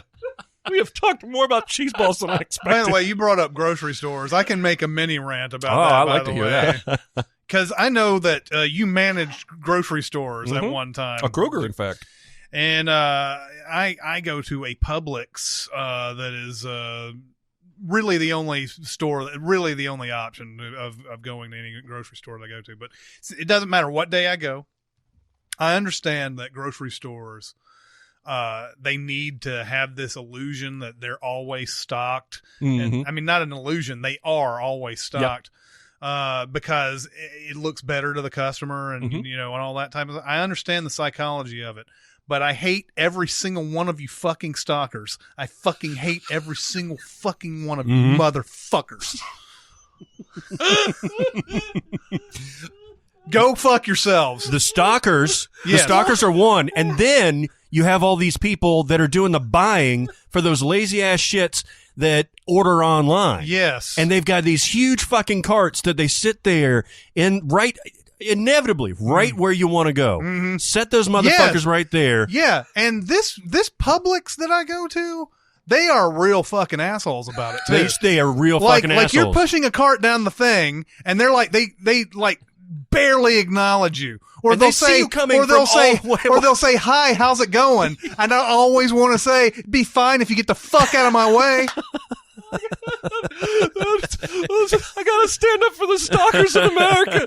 That job sucks ass, man. No kidding. And but you know I'm what? sure if they weren't beaten down, they would get out of your way more. I totally know what you mean. They you are know what, always though? in the way. I will be. It's already bad enough that you have to deal with the other customers in the fucking store. Those guys are terrible too. But like, you have the people who are like, they decide to take their cart down the exact middle of the lane, and God, those people are the worst. And they never get over, and they hear you coming and all this other stuff, and they stop in front of you and look at their the Charmin and shit, and like it's then you go to the I know grocery stores got to have fucking an aisle or a display for everything. There's not enough room to do any of this shit. And you go, and it's even worse in New York. I know Chicago's terrible those too. Grocery stores are awful, but like you go, you're just pushing your cart along and everything, and then boom, out of the doors, like somebody's coming and there's like all these fucking pallets of shit, and they're like, they didn't even look. They didn't look both ways. It's like driving, you motherfuckers. Yeah. All right. You feel better. Yeah, I do feel better. Oh man. All right. Well, I was incensed, as people are incensed on Twitter. There was a post for The Ringer, and I think the guy was supposed to be saying winking it, but it was a post about Josh Hartnett, your buddy Josh Hartnett. Oh yeah, Josh your boy, Hartnett. Friend of the show. It was subtitled. It was like, on the 20th anniversary of Halloween H2O, we examine the career of Josh Hartnett. Mm-hmm. That's something worth a lot of time for. Look, I probably have been guilty about thinking about like anniversaries. Like we saw Smashing Pumpkins recently. It's the 25th anniversary of Siamese Dream or whatever it is. And hey man, it's been 20 years since this came out, or that kind of I go back and look at it and that kind of thing. But we are awash with this now. Oh God, every day. It for stupid shit too. It's like the Pitchfork did a fucking a re-examination of Hole's Live Through This, the album, and they did it on their long form thing, those big Sunday reads and everything. And listen, Hole was fine. That album was fine. It was weird that it was released right after Kurt Cobain died, but it doesn't need that many words. And they were talking about it like it was the fucking Miles Davis's Kind of Blue or something like that. They gave it an unheard of like 9 point something or whatever too. It was ridiculous. I actually have. Hang on, 2 seconds. I'll pull it up. They gave it a 10. Yeah, they gave it a 10. They gave Hole's Live Through the fucking Pitchfork. If Hole had come out with that album today, Pitchfork would give it a 5.8. If that. Is that the one with Miss World on it? It's the one with doll parts on it. I don't know. But the one where it's not melodic and she's just groaning, right? Yes. Until the Celebrity Skin album, she's not doing anything melodic. Nope. Yeah, it's garbage. I wouldn't say it's garbage because there's a song called Violet, there's a song called Doll Parts. There's some good stuff in there. It ain't a goddamn 10 though. What's good? It's none of it's good. It's all garbage. But when we're getting to the point where we're like saying, you know what? Let's go back and let's use the 20th anniversary of Halloween H2O as the impetus for our thing. Not a worthy thing. Well, even I don't want to get dragged for this, but even Seth Rogen, like yesterday or the day before, was celebrating the 20th anniversary of Pineapple Express. 10 years, maybe? Must be 10 years. Yeah, it'd be 10. With a bunch of facts, behind-the-scenes facts. Mm-hmm. And some of them were fun. Like where they had to he roll had all to the roll joints. all the cross joints because no one else could do it right. And he ended up rolling like 20 of them for the production. So, I mean, it's neat, but that's like DVD extras stuff. Yep. That's not like anniversary of Pineapple Express? God damn, what's next? Like the half-year anniversary of when My Dog Skip was released? Yeah. Like, we're getting into thin territory. I understand, like, it's when just we... clicks. Yeah, I mean... It's the same reason The Wrap writes about every goddamn Jim Carrey painting. People are going to click on it. Yeah. People see Anniversary, a movie they remember. What do they have to say about it? You don't have to put any effort into that shit. Hey, people remember Halloween H2O. Exactly. Do they? Do they remember? I hope they don't. Halloween H2O. People- That was a pretty bad movie. epically garbage movie, and it ended Halloween for a while. Yep. So much so that Rob Zombie came back with it. That's how bad H2O was. And now I guess it's got a cult following because I do hear H2O a lot lately. God, that's a shitty movie, though. It is a shitty movie. It's I so don't know. bad. I don't know. When you get to the point where you're retrospectively giving Holes Live Through This a 10, and when you're talking about Halloween H2O on the week of its release 20 years ago, fuck yourself, man. Get off. Get away. Get fucked. Yeah. Nostalgia, man. It does all kinds of strange stuff to us where we retroactively you see it a lot with presidents, right? Mm-hmm. You remember when George W. Bush was in office? Oh, yeah. Everyone hated that guy and he was a dunce. Mm-hmm. And it's only been like 15 years and history has already begun to shine him up. Yeah. And maybe it's in comparison to others that have come since him. I think that was starting even before the election cycle. Yeah, no, I just think what my point is that every president goes through. History remembers every president as being a little bit better than we remembered thinking at the time. Yeah, I mean, look at when Nixon died. The funeral was covered like he was this glowing figure and stuff like that, and it was like I mean, I know it's shitty to say things about people who are dead, but he did some really shitty shit. Yeah, no, yeah, shady shit. Yeah, shitty, all right. Shitty shit. So on to some news. News on the mark. You got to start off the news because I want to hear your opinions about this. Okay, I got some. So, and this is actually, it's one of those things that came out and like immediately there were like 3 Facebook comments that were like, yeah, talk about this Oscar news.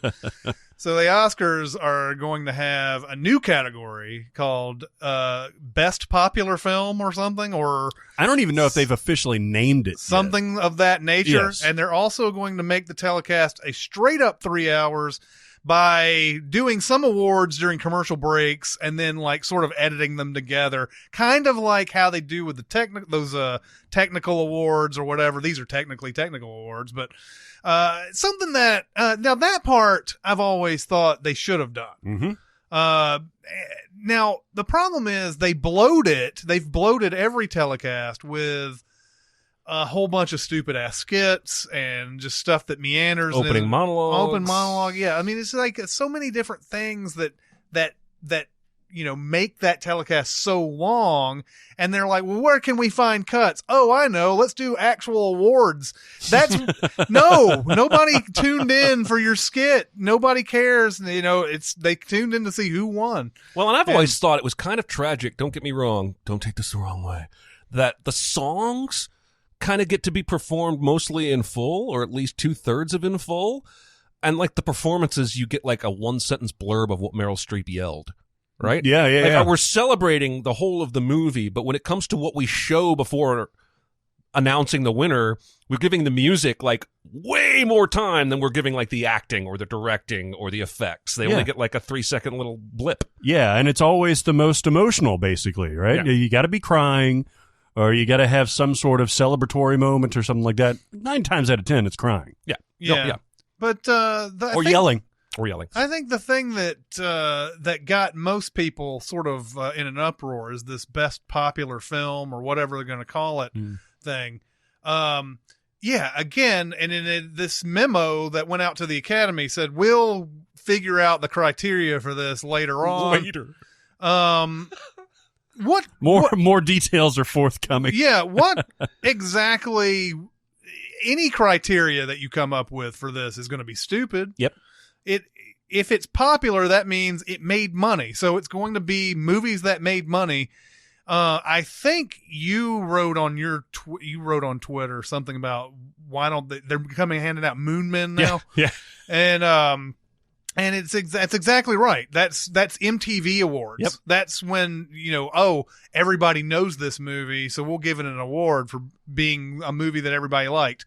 I don't even know how this would happen because I've seen a million think pieces. Like as soon as this came out. Oh, yeah. I saw it released on Hollywood Reporter on Twitter at maybe 5 minutes afterwards and emailed you guys. And I was thinking like, well, it's interesting. I love the idea of paring down the runtime. Mm-hmm. I love the idea of putting it earlier in the year too. Mm-hmm. And then I was thinking about this popular film thing, like outstanding achievement in popular film. I was like, how would that even look? So then, and all these think pieces are saying, well, I know what this is going to look like, and this is stupid, or I think this is a great idea because this is exactly what it's going to be. Based on this press release, we have no idea what it's going to be. Yeah, well, it could also be one of those things where they introduce it and then they read the think pieces, and then they're like, let's try to avoid all those things that are so negative about it. But it's going to, in the end, it's going to be top 5 movies that made money that maybe weren't nominated for anything else. Yeah. I God, saw what a shitty category. If that's what it ultimately is. There's some really interesting stuff, though. Like Dan Murrell from Screen Junkies was tweeting out, and he was talking about Blade Runner 2049. And he was like, it got great critical reception, and almost no one went to see it. But of those who went to see it, most really, really liked it. So is it popular? Is it popular? It's certainly popular among those that saw it. Mm-hmm. Is it popular versus the population? No. But again, the point is how do you define this? And however you define it is bullshit. Mm-hmm. And I'm telling you right now, if they institute this award and they give the first one ever to Black Panther, that is going to be the most racist shit I've ever seen. Yeah, it is.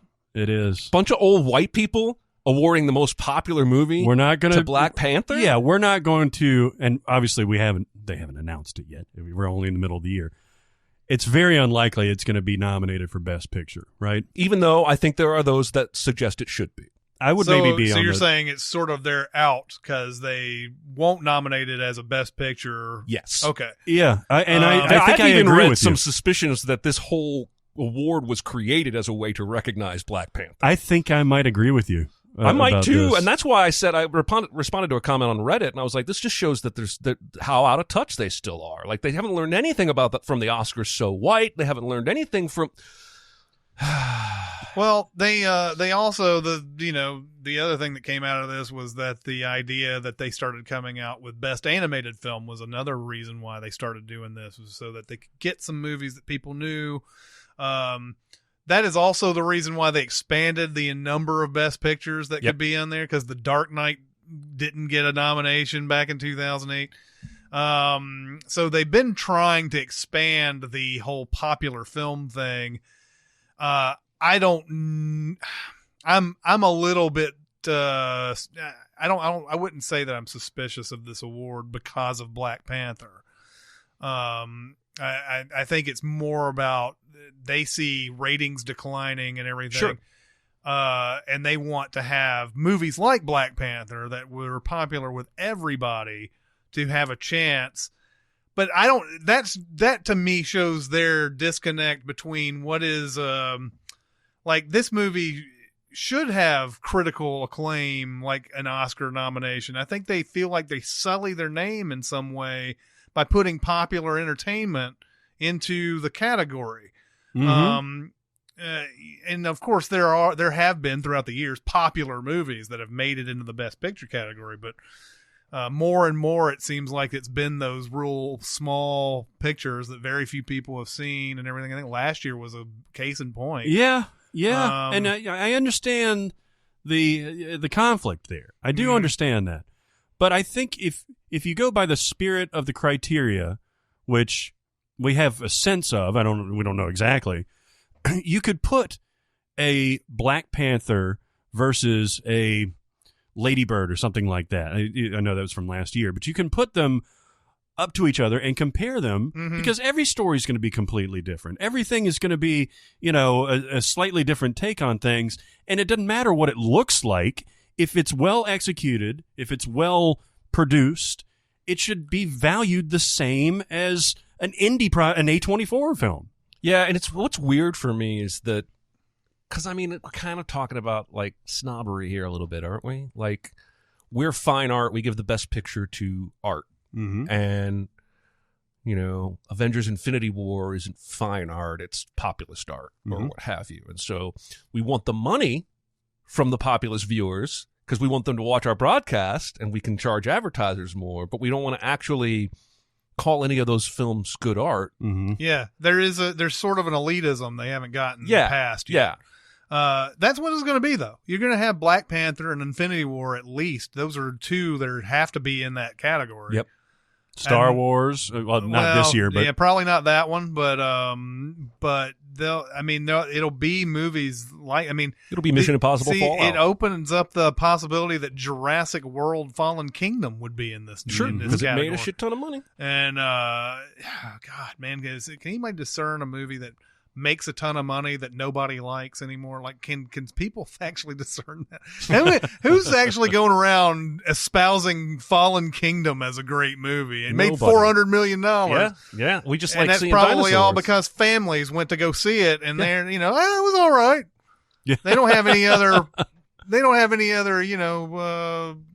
Say in this whole thing. But I also think a fair response to this new category, I've seen both Dicer and Jesse Moulton talking about this, is that if you're going to introduce a new category, there are way better ones you could have chosen. Jesse has championed the casting director, which is a great one, and Dicer had a list of 5, and almost all of them were great in my opinion. I don't remember the one that I was like, I don't know about that, but he had stunt performance, motion capture performance, casting director, and again, I think those kind of things would draw in the viewers you're trying to draw in with most popular movie. Yes. I think the average movie fan would be more inclined to watch an Oscar telecast if you told them there was going to be some kind of stunt award or montage or on-stage recreation of a stunt or something, right? Like, it's just you're learning all the wrong lessons. Wouldn't it be hilarious if they did finally create a stunt category and Tom Cruise won it?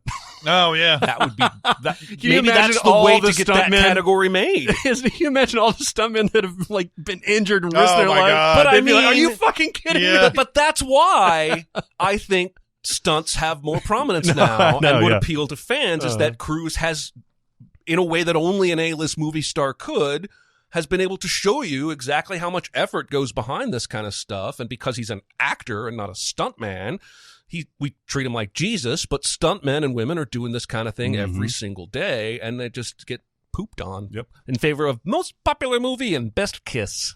Yep. Ultimately, shortening the broadcast, I'm for it. The new category, I'm against it. And all those technical awards and everything, I know that it's fun for them to have their moment and everything, and I don't want to take that away from them or anything. It's just that there's only you and your family care, really. Yep. And sorry to say, most of the time, like the millions of people who are watching, they don't know who did the sound effects editing. Well, sound editing and sound mixing being two separate categories that are, introduced and then, have all the montage beforehand, drags the fucking broadcast down. Yeah. I appreciate sound. I appreciate the stuff that goes into this stuff, but it's a technical award. Put it in the technical awards or do it during the commercials, stuff like that. So I think it's totally fair for them to say, what can we do to get more viewers to the broadcast? That's and like you said, shortening the broadcast is one almost surefire way to do it. However you get there, it's just that you don't need to make up new categories, and if you're gonna make good ones, bunch of ball lickers, bunch of ball washing bastards. I was gonna talk about Robert Redford retiring. Or Kathleen Turner's incredible fucking interview. I need to read that, by the way. That. She just burning all the bridges. She does not give a damn. It's awesome. But when we were talking earlier about the grocery store stuff, it made me think of a news item I read this morning. And it concerns Oreo cookies and Hydrox cookies. And what cookies? Hydrox. Hydrox is a black and white sandwich cookie that actually came before Oreo by like 6 years, I believe. But Oreo was better marketed and has long since been. Aren't the they dominant one of the classic cases of a company coming in and stealing an idea? Potentially, yeah. Yeah. I didn't read any of that. There's a few of those over the years where like somebody had a game or a food or something like that, and then some other company came in. I like what you're doing here, and they just slapped their own shit on it, and it became more popular. Yeah. And so Hydrox has always been number 2, a distant number 2, and in like 2003 they even stopped making them until another company came along, bought it, and revived the brand in like 2015.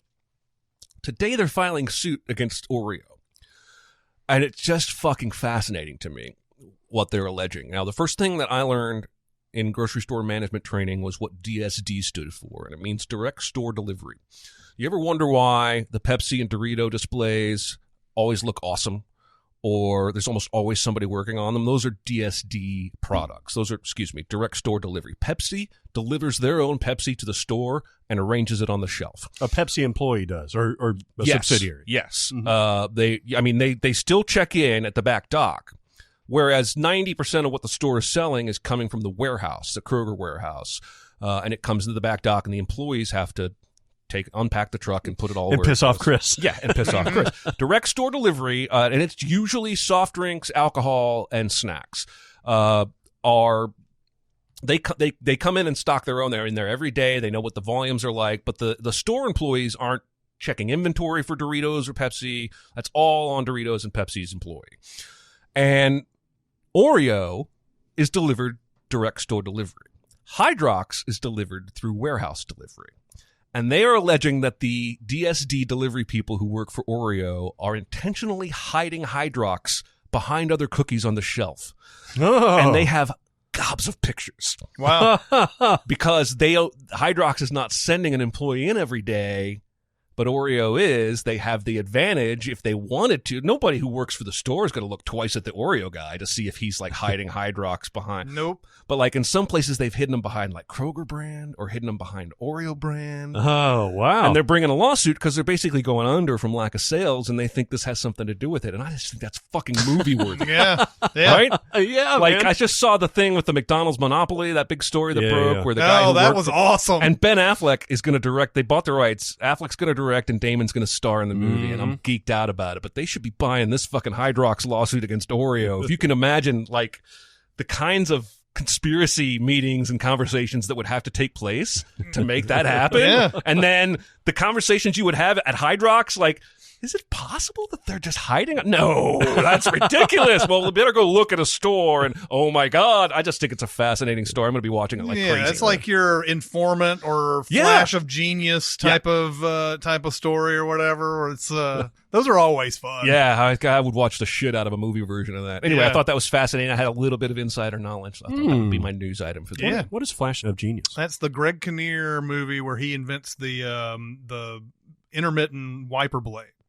And it's about the real guy who did that and how he had this idea, and he, sat on it for a while, and then he tried to sell it to the car companies, and he had it all set up where he showed it in action, showing the intermittent wiper blade and everything, and all these engineers are sitting there taking notes and all sort of type of stuff, and so, like, he made sure that nobody could steal his shit. So finally, he had a sort of a handshake deal with, like, Ford or somebody like that. You're going to put all your wipers, all these my invention into your car or whatever. And so, like, as he started sharing information, they pulled out of the agreement and took the idea. And so, like, it's about him basically going through years of litigation over all this. Wow. And who has the idea and all that. I don't think the IMDb has this as a really high up movie, but I've seen this a couple of times, and it's good. I really like it. It sounds like the real world is just full of this kind of shit. Yeah. Because like Google has sued Uber because the guy that was working on Google's self-driving car technology left the company and went to work for Uber and apparently took some documents. And it's just that kind of shit is fascinating to me. I know. I am already in on this Ben Affleck, Matt Damon, McDonald's monopoly. Oh, movie. that's got so many levels. Why don't we start? It's gonna be so good. With all your research, we should write a spec script for the Send it to Cookie old Ben. Wars. Oh, for the Cookie Wars? Yeah. Yeah, okay. Yeah, Might as let's well. do it. Let's do it. All right. They're probably already circling the lawyers and buying up the rights as we speak, but That's why true. not? Let's move on to recommends and All right. warns. Totes amazeballs. It won the Academy Award Oh, for what? for Best Movie Ever Made. All right, so I'm going to recommend 8th Grade. Oh man, I really want to see this. Me too. It is as fantastic as advertised. I think the reason why I like 8th Grade so much, and the main actress in there, and I can't think of her name right now. She's really good, but it seems like Bo Burnham. I don't know if he told her, here's basically what I want you to say, and then you go and say it without memorizing it. But a lot of the starts and stops and everything that's in the speech, I'm not all the way there confident about what I'm saying. It's really endearing. I don't know what it is. It can be kind of annoying, but it's so true to life. She has this YouTube channel, which, it gets like 1 or 2 people to watch it like every once in a while. And it's probably like it's either family members. I think that's what it's sort of implying. It's like her dad or something is the only one who watches it.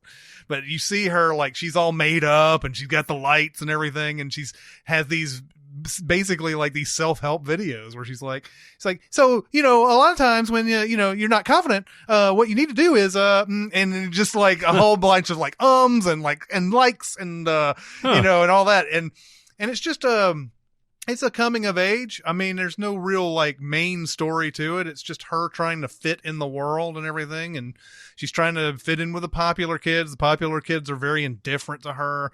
But there's a great scene in there. I don't want to spoil it, but there's a great scene in there where like she gets like this big moment for her, and it's really just for her. I mean, it's hard to describe without describing the actual scene, but there's a scene where the people were actually clapping in the audience, but it was like, it's almost a hollow victory if you look at it, but it was one of those things like, yeah, that would be very big for her to get to do that.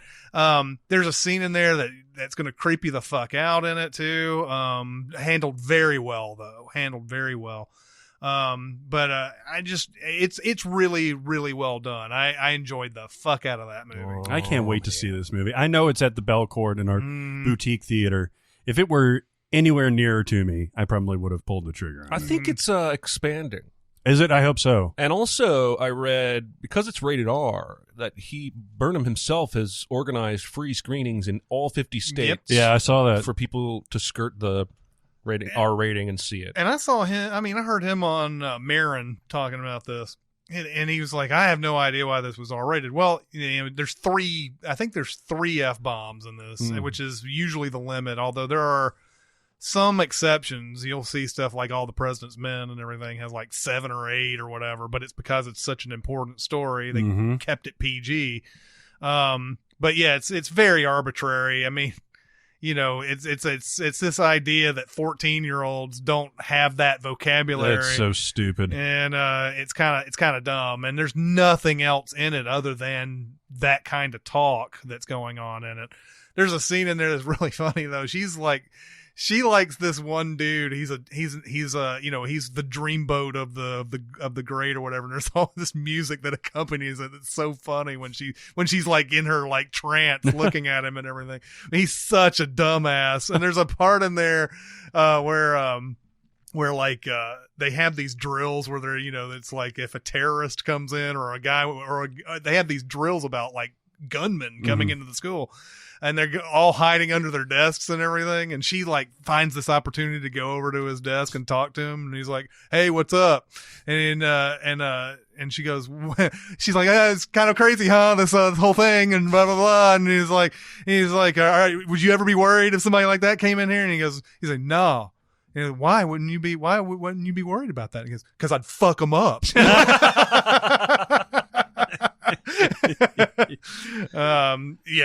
I want really to see well this so done. bad. My Recca Warren, Modern Horrors had a review of this movie a few years ago, and I finally got around to seeing it. It's called Wolf Cop.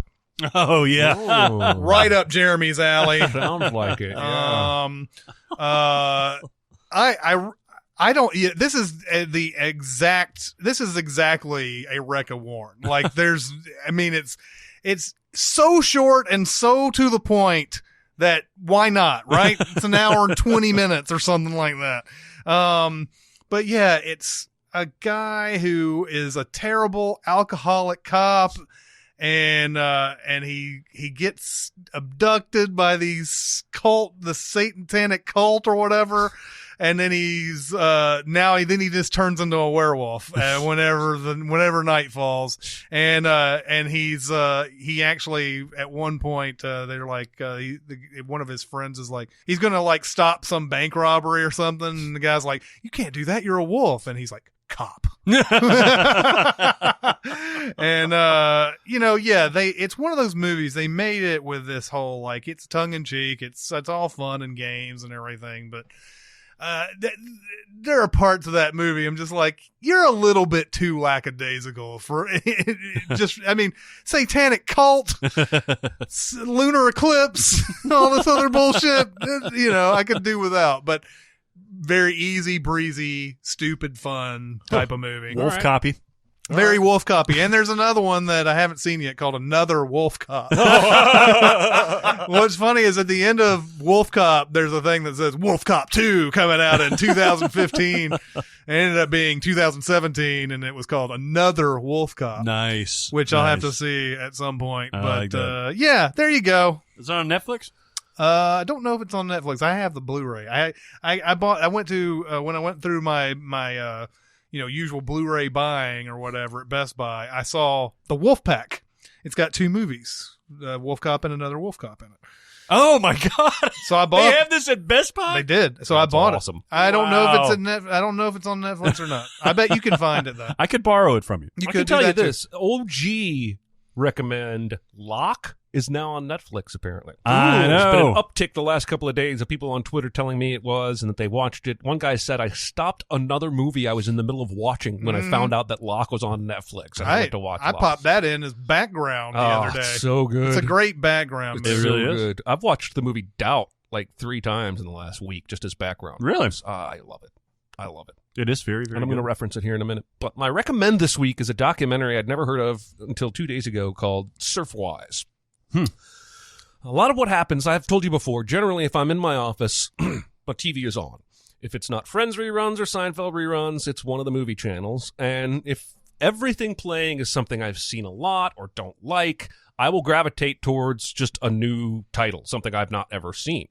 And this was playing on IND Network, Independent Film Network or something. I don't know, IFC, something like that. And it said a documentary. And I was like, well, it's right up my alley. But it said something in the description about an alternative parenting style. And I know that my wife is super into different ways of thinking, different cultures. Like she's read Mayim Bialik's book, The Girl from Big Bang Theory, and Blossom, who has done some alternative parenting methods. Like she does a method called, what's it called? So basically her kids sleep with her in the same bed. And she's all constantly holding or cuddling them. It's it patterned after the way gorillas behave, from what I understand. Anyway, knowing my wife is into this kind of stuff, I thought, well, I'll watch a few minutes. And then I got hooked. So basically, it's in like the 60s. This guy had been a doctor, decided he was just burnt out. I'm going to live on the beach in a camper like a hippie. Only I'm going to have like a shit ton of kids, and I'm not ever going to put them in school. And I'm going to teach them how to surf. And so that's what drew me in, was this hippy-dippy alternate lifestyle. And there's all this great footage of the kids learning to surf. And I think they had 7 kids, maybe more. Yeah, it looks like it on IMDb. There's a lot of people named Paskovitz on here. Yeah, that's their last name. So it looks like they've got like 6, 7 kids here. And so more. at first it's kind of just like an interesting look at this unique way these kids were brought up. But then they start talking to them as adults in present day, and it starts to get bitter. Like and then it gets really bitter. Like one of the guys says something like, most people say you don't swim with sharks because it's dangerous, and they send their kids to public school. My dad thought public school was dangerous, but let us swim with sharks every day. But as adults, they begin to lament some of their lack of education, lack of ability to, like one of the brothers says he decided to like go to college. So he went through like GED stuff and got to talking with a college advisor who told him he was still roughly 10 to 20 years behind anyone else that would be admitted to that program. Wow. And he gave up. He was crushed. One guy, two of them are musicians. One guy had written a song about his dad. And he tells the camera, I realized one day it was never going to be okay until he was gone. And then he plays this song that he recorded that he wrote about his dad, and he turns to the camera and he starts singing along with the lyrics, and it's like cringe, and I almost turned the channel, but within 30 seconds he starts getting really angry. And it turns from cringy to like super real emotion. Wow. About how fucked up he feels about the way his dad raised him. The movie ends, they get all bitter and start fighting with each other over money, because at some point they start this surfing school and they keep thinking somebody's trying to steal it from them. And the movie ends with a present day-ish, I think the thing came out in 2007, reunion where everybody agrees to bury the hatchet and come together, I think in Hawaii. And it's just them hugging and the dad crying. But I left that movie thinking, man, he fucked them up good. And there's no way to unfuck it. And he did it for his own philosophy. I guess he moved around the world. He would look for jobs in towns that hadn't had a doctor for decades, and he would go be the town doctor in the tiny little town. Oh, wow. And, fix scrapes and burns and then go surfing all the time. Fucking fascinating document. I don't know if it's good. That's interesting. I was riveted. And like I think most good documentaries, it starts out kind of seeming like one thing and then reveals there's something else underneath. And so I went and told my wife about it immediately, and then I think I emailed you guys, and maybe I didn't. I was like, she just told me to buy that fucking thing. So I bought it. It's coming today. She's going to watch it. She's excited about it. You know what? That is a documentary. That's a documentary. That's not a Michael Moore type of thing. Yeah. It's literally, we started out trying to figure out what the story was. Yeah. And once we keep at it, it becomes a different story. And that's how you know that you're watching a good, realistic portrayal, because somebody with a different point of view would go in and say, like, you know what, let's make this all like a happy, heartwarming thing about a dad and his family and stuff like that, and not allow any of that rage and all that stuff to come through. There's another doc that my wife and I are watching to come here called Three Identical Strangers. Have you heard about this? Oh yeah, that's coming to the Belcourt soon. Is it? It's in theaters now, and it's about three identical triplets that were somehow separated at birth and in their high school years discovered each other and were even like pre-internet viral famous on like talk shows and whatnot. And apparently that's just the first few minutes of the documentary, and there's all this dark shit that happened after. And I don't know anything about it, but of course my wife is like, we're seeing that as soon as it comes to town. That's supposed to, I think it's either tomorrow that opens, awesome, or in Belcourt, or next week. But it's it starts off all like, the guy's like, he said that I was walking down the street and somebody called me by this name, and he's like, you're that guy, and I was like, I know of somebody who looks exactly like you or whatever. And then he runs into it. So it's, first off, it's people who think they're twins who are, they don't even know the third one for a while. Yeah. And then the same sort of thing happens. They're all in the same, but I think they're all in the same area though. I think again, I haven't seen it, but reading about it, I think the third one sees the two on TV talking about discovering their twin, and he's like, I'm one too. And anyway, I'm fascinated by that. So that's my recommend, surf wise. It's pretty short. I found it pretty fascinating. My warn is a movie that I'd never heard of, and it's called Novitiate or Novitiate. What? Why are you laughing? The movies that you come up with, man. What? I mean, it's great. It's awesome. So this is literally... You go deep cuts, man. Melissa Leo is in this, and it's about a girl whose mom took her to church to show her how crazy it was. But when the girl grew up, she embraced it and decides to become a nun. And with my own upbringing, that was compelling to me. It's actually a little sexier than I realized going in. It's kind of like that Robert Downey Jr.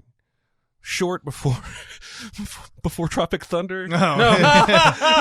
Satan's Alley. It's kind of like that with nuns, and Melissa Leo's playing like I compare her very much to Meryl Streep in Doubt. That's what my Doubt reference comes from. She's like the super strict nun, and this is during the time of some kind of reformation within the Catholic Church in the 60s or 70s, where a pope had decided, the new Vatican was what it was called. I think it's a real thing where they've announced that priests should no longer stand with their back to the congregation, but turn and face them when they preach, and nuns are now considered lay people and not holy. And so Melissa Leo's character in this movie is hanging on to the past, and she doesn't want to let any of these new Catholic rules take place. And then the girl from The Nice Guys, who they're trying to find the whole time, they find her in the yellow dress, and then she eventually gets killed. She's the main character here. And she goes to nun school. And I guess like the second stage of nunning is you're called a novitiate, which is where the title, I didn't know any of this, I'm not Catholic. And she kind of has like a sexual awakening, and it feels like the movie's going to go the little hours there for a little bit and just get all like lesbian sexy. And there is like, it's actually nothing graphic. There's one scene of her by herself and another scene where her and this other nun start to kiss, and we don't see much more than that. But by the end of the movie, she comes full circle. I'm going to nun it up. I want to be in a relationship with Jesus. And she's one of the only ones from her whole class of like 24 at the start of the movie that makes it all the way to the end and becomes a full nun. Wow. Anyway, not very good. And didn't, because it was so extremely Catholic. It sounds so intriguing for a bad movie. It didn't really even hit any of my Preacher's Kid buttons like I thought it would. And so, yeah, that's my, I can't really recommend you watch this movie, even like for any reason. Like if you wanted to be titillated, I'd have you watch The Little Hours. If you wanted to. What is The Little Hours? That's the one with Aubrey Plaza and, oh, come on. They're like, it's like a movie that's intentionally R-rated. Alison Brie. Of Alison Brie and Alison Brie's husband, Dave Franco. There's like lesbian sex and a threesome in that movie. Kate McCucci. Yeah, it's really? like, it's like a comedy. Sex R-rated-y kind of a. I definitely don't own a copy of it. I definitely won't be watching that after we're done with our podcast today. And then, like Doubt, like if you wanted to like immerse yourself in a Catholic discussion, just watch Doubt. There's not much reason to watch this movie. To avoid this. So there you go. I'm going to go with a similar theme for my recommend, and this is a show that I think both of you would really get into for different reasons. It's called The Sinner. Have you heard of The Sinner? Yeah, I've heard of this. Oh, this you and Jonathan were talking about Jessica this. Biel, right? Yes. Jessica Biel is the executive producer, and she's the star in the first season. And Bill Pullman is the other, main star. This is a really good show. It's got a limited run. Weirdly, and I guess shows have already been doing this or are going to do this, it debuted on USA, the network, and Netflix at the same time. I don't know if Netflix released the entirety of it and then USA just kind of did their regular weekly thing. But it's all out, and in fact, the second season just dropped, I think, a couple of weeks ago or so. This is a really good and really complex and a little bit fucked up show. All right. So it has a... I'll get to that in a second. So it opens, and it's not a spoiler. The first episode, Jessica Biel kills a person. Does it very violently and gives herself up to the police. After she kind of goes into this fugue state, and she's like, it kills a stranger. And she admits to it. She says, I did this. I'm going to plead guilty, all that stuff. Is this like Law-Abiding Citizen? Man, this is not like Law-Abiding Citizen. Somehow it's even more fucked up. Okay. And so that's the premise of it. And one of the detectives that's investigating the case is Bill Pullman. Now, I've never been a big fan of Bill Pullman, the actor. He's had some great roles. Zero Effect. He's had some Independence Day is fine. I don't get into the cut of his jib, though. I don't really like how he presents stuff. Spaceballs, same thing. This dude is fucking amazing in this show. He's got some affectations, but you can tell it's part of the character. It's not him. And he has some really intense moments where it's unlike I've seen him do anything like. I don't know how that sentence came out of my head, but it's unlike I think anything. people know what you mean. It's unlike anything I've seen him in. Jessica Biel is fucking amazing in this. Makes you this wonder show. what's going on, man. Like, and it's been no secret that TV has started to very much distance itself from movies over the past few years. And I remember seeing something from Paul Schrader who was saying that, like, all of my friends are going to TV at this point because you can't write what you want anymore with movies. Like you get good independent films every once in a while. Every once in a while, a miracle happens and something from the studio is really good, but it's not like it was in the 70s where you could just tell the story that you wanted and not worry about studios interfering and all that. And it's happening with TV shows. Like, it seems like every time this like new show comes out and it's like, it's going to be on this network, it's always amazing. Like, when you said The Sinner, I was like, oh, is this another fucking series that's amazing? Great. Yeah. Whereas I think I've probably said this before, but just in the 90s, just a handful of years ago, the big thing was, could you break from TV into the movies?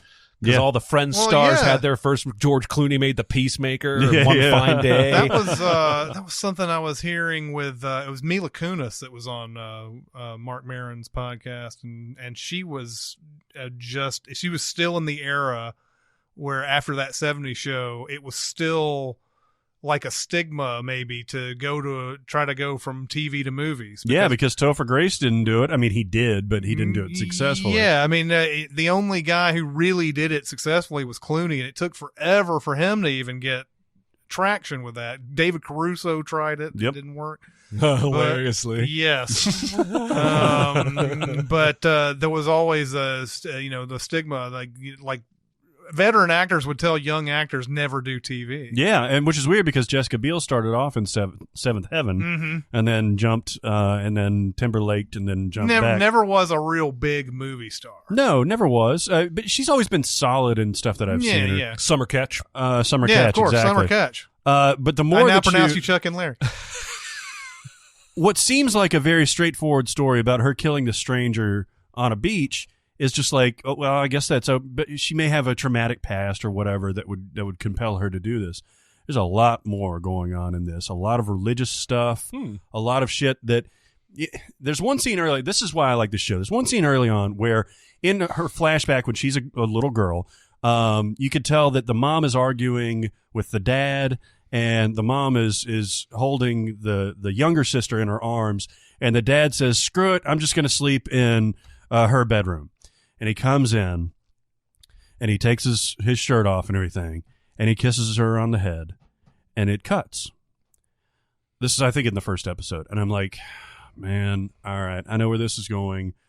You know, it may be a character exploration and stuff like that. It's not that. It's something completely different and somehow more bizarre than that. But it's fascinating. So I would totally recommend this. Both Jessica Biel is fantastic, but Bill Pullman is really the guy that you need to watch here. Yeah. And the story, you'll think you know where it's going. Second episode, I was like, yeah, all right. Well, now it made its twist, but I know where it's going. Third episode, same thing. It goes in directions that you just don't expect. This is your Sharp Objects. By the I way, was thinking about that a lot. I when was watching just in here 2 weeks ago talking about how I thought Sharp Objects had spoiled who the killer was, and now I don't give a damn. I do not care who the killer is. I am much more invested in other stuff that's going on. So in other words, I'm going to be watching Sinner and Sharp Objects and the Shattered Fingers, the Little Hours right after all. I'll do a quick wreck a warn because I was waiting for something. I guess it was for the video to upload or whatever. I needed a short movie to watch just to fill the time to kind of get some info on, this segment and everything.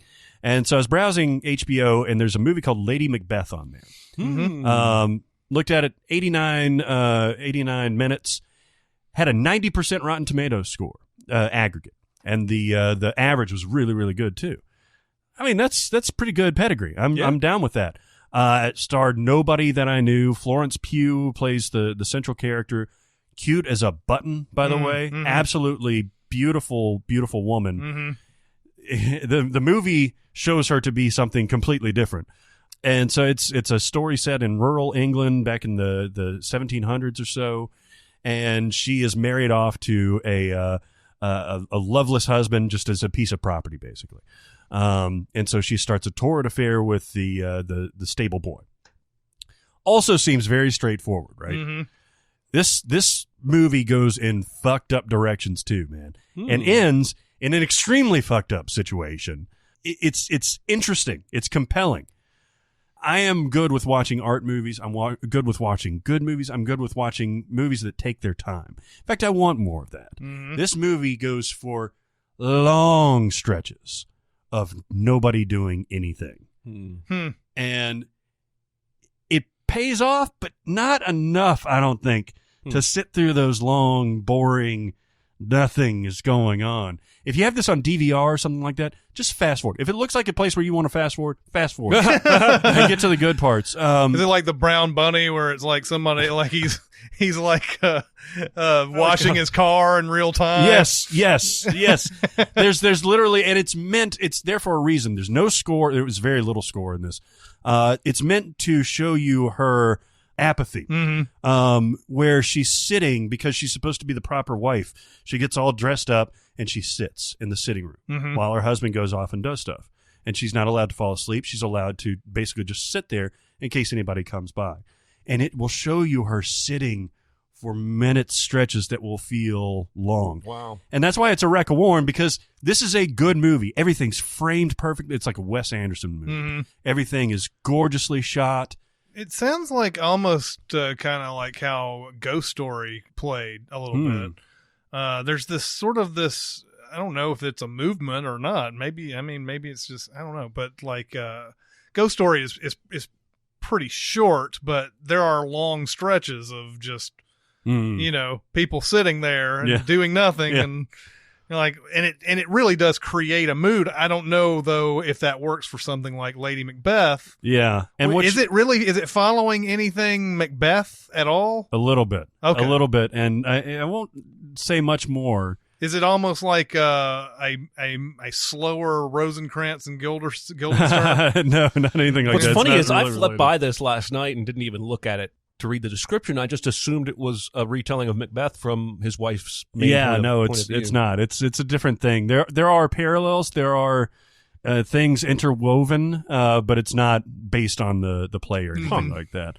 I get witch vibes, the Vivitch vibes. Yeah. What else did I see in there? It was in that Phantom Thread. There's a little bit of that in there. Yeah. Well, and Macbeth has the famous witch. The witches, yes. Doesn't have any actual supernatural stuff in this. But man, now that I keep talking about it, it's probably worth a look. Just know that there's going to be stretches in there that may drag. I'm assuming we don't have enough time. Shockingly. For questions. As we do. Well, we had so much to talk about concerning our grocery needs. That's right. Well, we did just do an episode entirely of questions. That's true. We did. That's true. We did. That's true. So, yeah, these questions will once again have to be sidelined, and we'll answer them sometime, I think. Sometime. But keep them coming. We will get to them eventually. Yeah.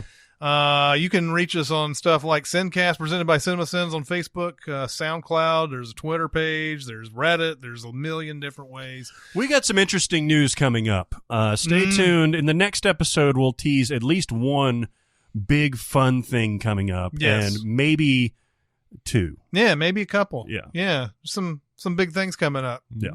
But that'll do it for this week. It's Chris Atkins and Jeremy Scott and Barrett Scher. We'll see you next time. Thanks for listening. Comment on our episodes on our SoundCloud page. Check us out on YouTube, Twitter, Facebook, and Reddit. And be sure to visit Cinemasins.com.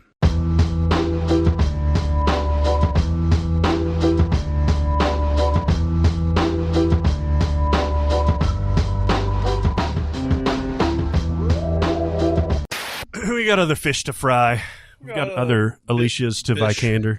We got other bish to swish.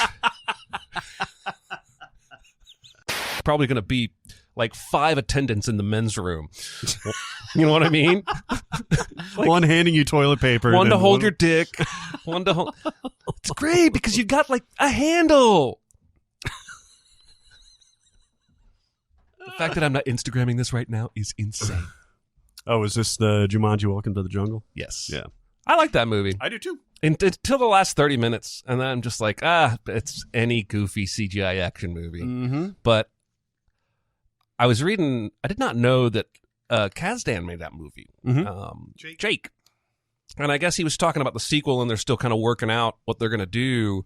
But the writer of the interview threw out the idea that it'd be the same kids in real life playing the game and the same avatars, but they're all using different avatars this time. Oh, nice. So all the actors, Jack Black and The Rock and Kevin Hart, will get to play a different teenage trope or what have you. I can So dig like that. Kevin Hart could be the girl this time in the man's body, and The Rock could be, I don't know. Yeah. The Jack Black. You know what I'm saying? Yeah. That'd be fun. I think Jack Black should make a comeback, like a real comeback.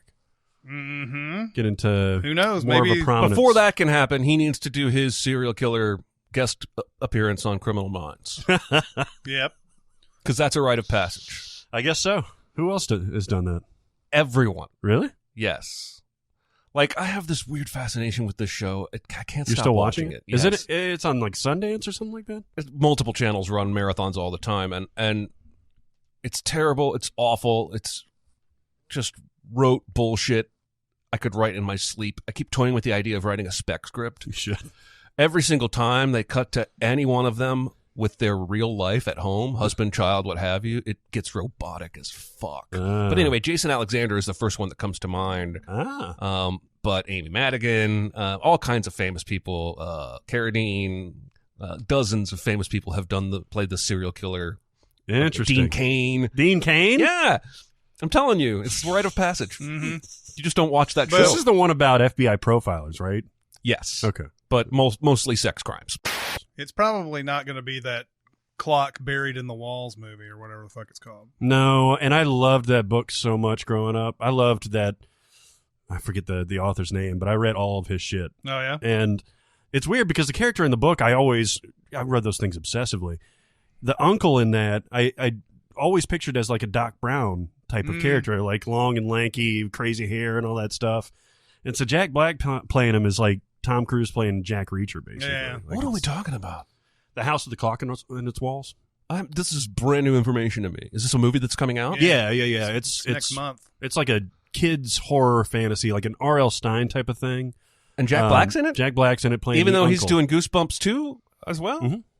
This sounds like a Goosebumps imitation. It looks like a Goosebumps imitation. Now, this book, I don't remember being... It was like a lot about the mystery and a lot about like, you know, the history of the family and stuff like that is really fascinating. It wasn't... Because I read Goosebumps too.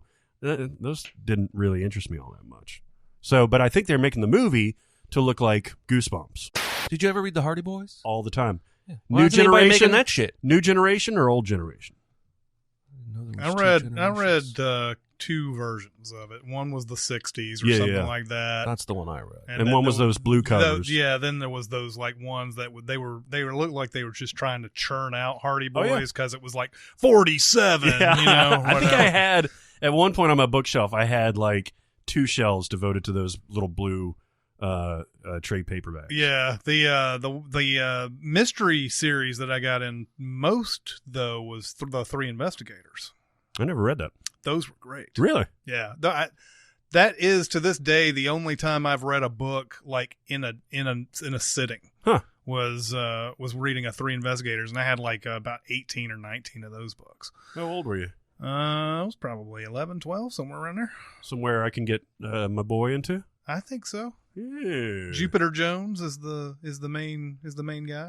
Interesting. Which was what was funny about Jupiter Ascending, because Mila Kunis plays a character named Jupiter Jones. Nice. And Nice. I think we even put in a 3 Investigators joke in there, like for the 5 people who would know it.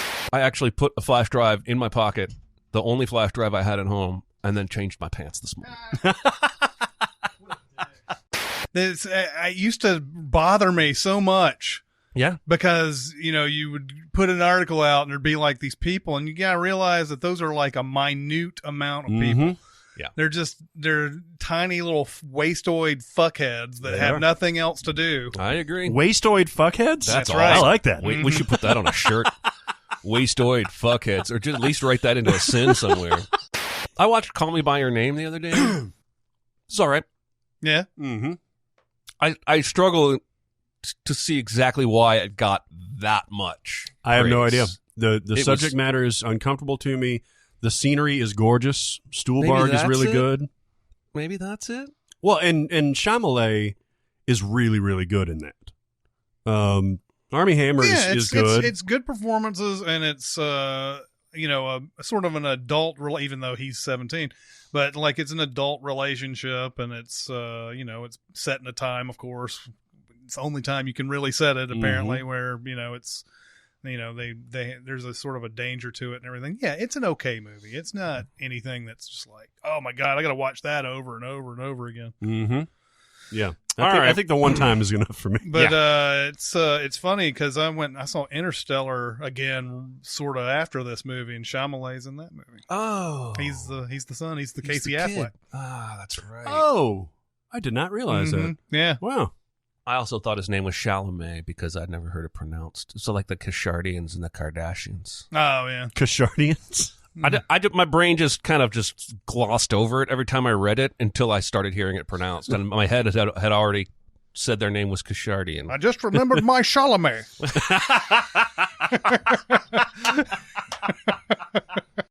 Is it called Dog Days? It came out then. Dog Days. It came out this week. It came out today. It came out today. So Ken Marino directed this? What? That's weird. Who's that? Ken Marino's like a David Wayne regular. He's the guy in fucking Wet Hot American Summer and he's like always Children's Hospital. He's the guy who claims that he banged a whole bunch of chicks and okay. Unless this is a different Ken Marino. That's fine. That'd be so weird if he's the guy directing this. Oh, it's him. Wow. He also did how to shit. How to Train Your Dragon? Yeah, How to Train Your Dragon. How to Be a Latin Lover. Oh, really? Yeah, he did How that. to Succeed in Business Without Really Trying. Yeah. Mm-hmm. Yeah, he did that too. Interesting. I guess he's just trying to expand his Good for him, man. Yeah. He's funny. Maybe he loves dogs.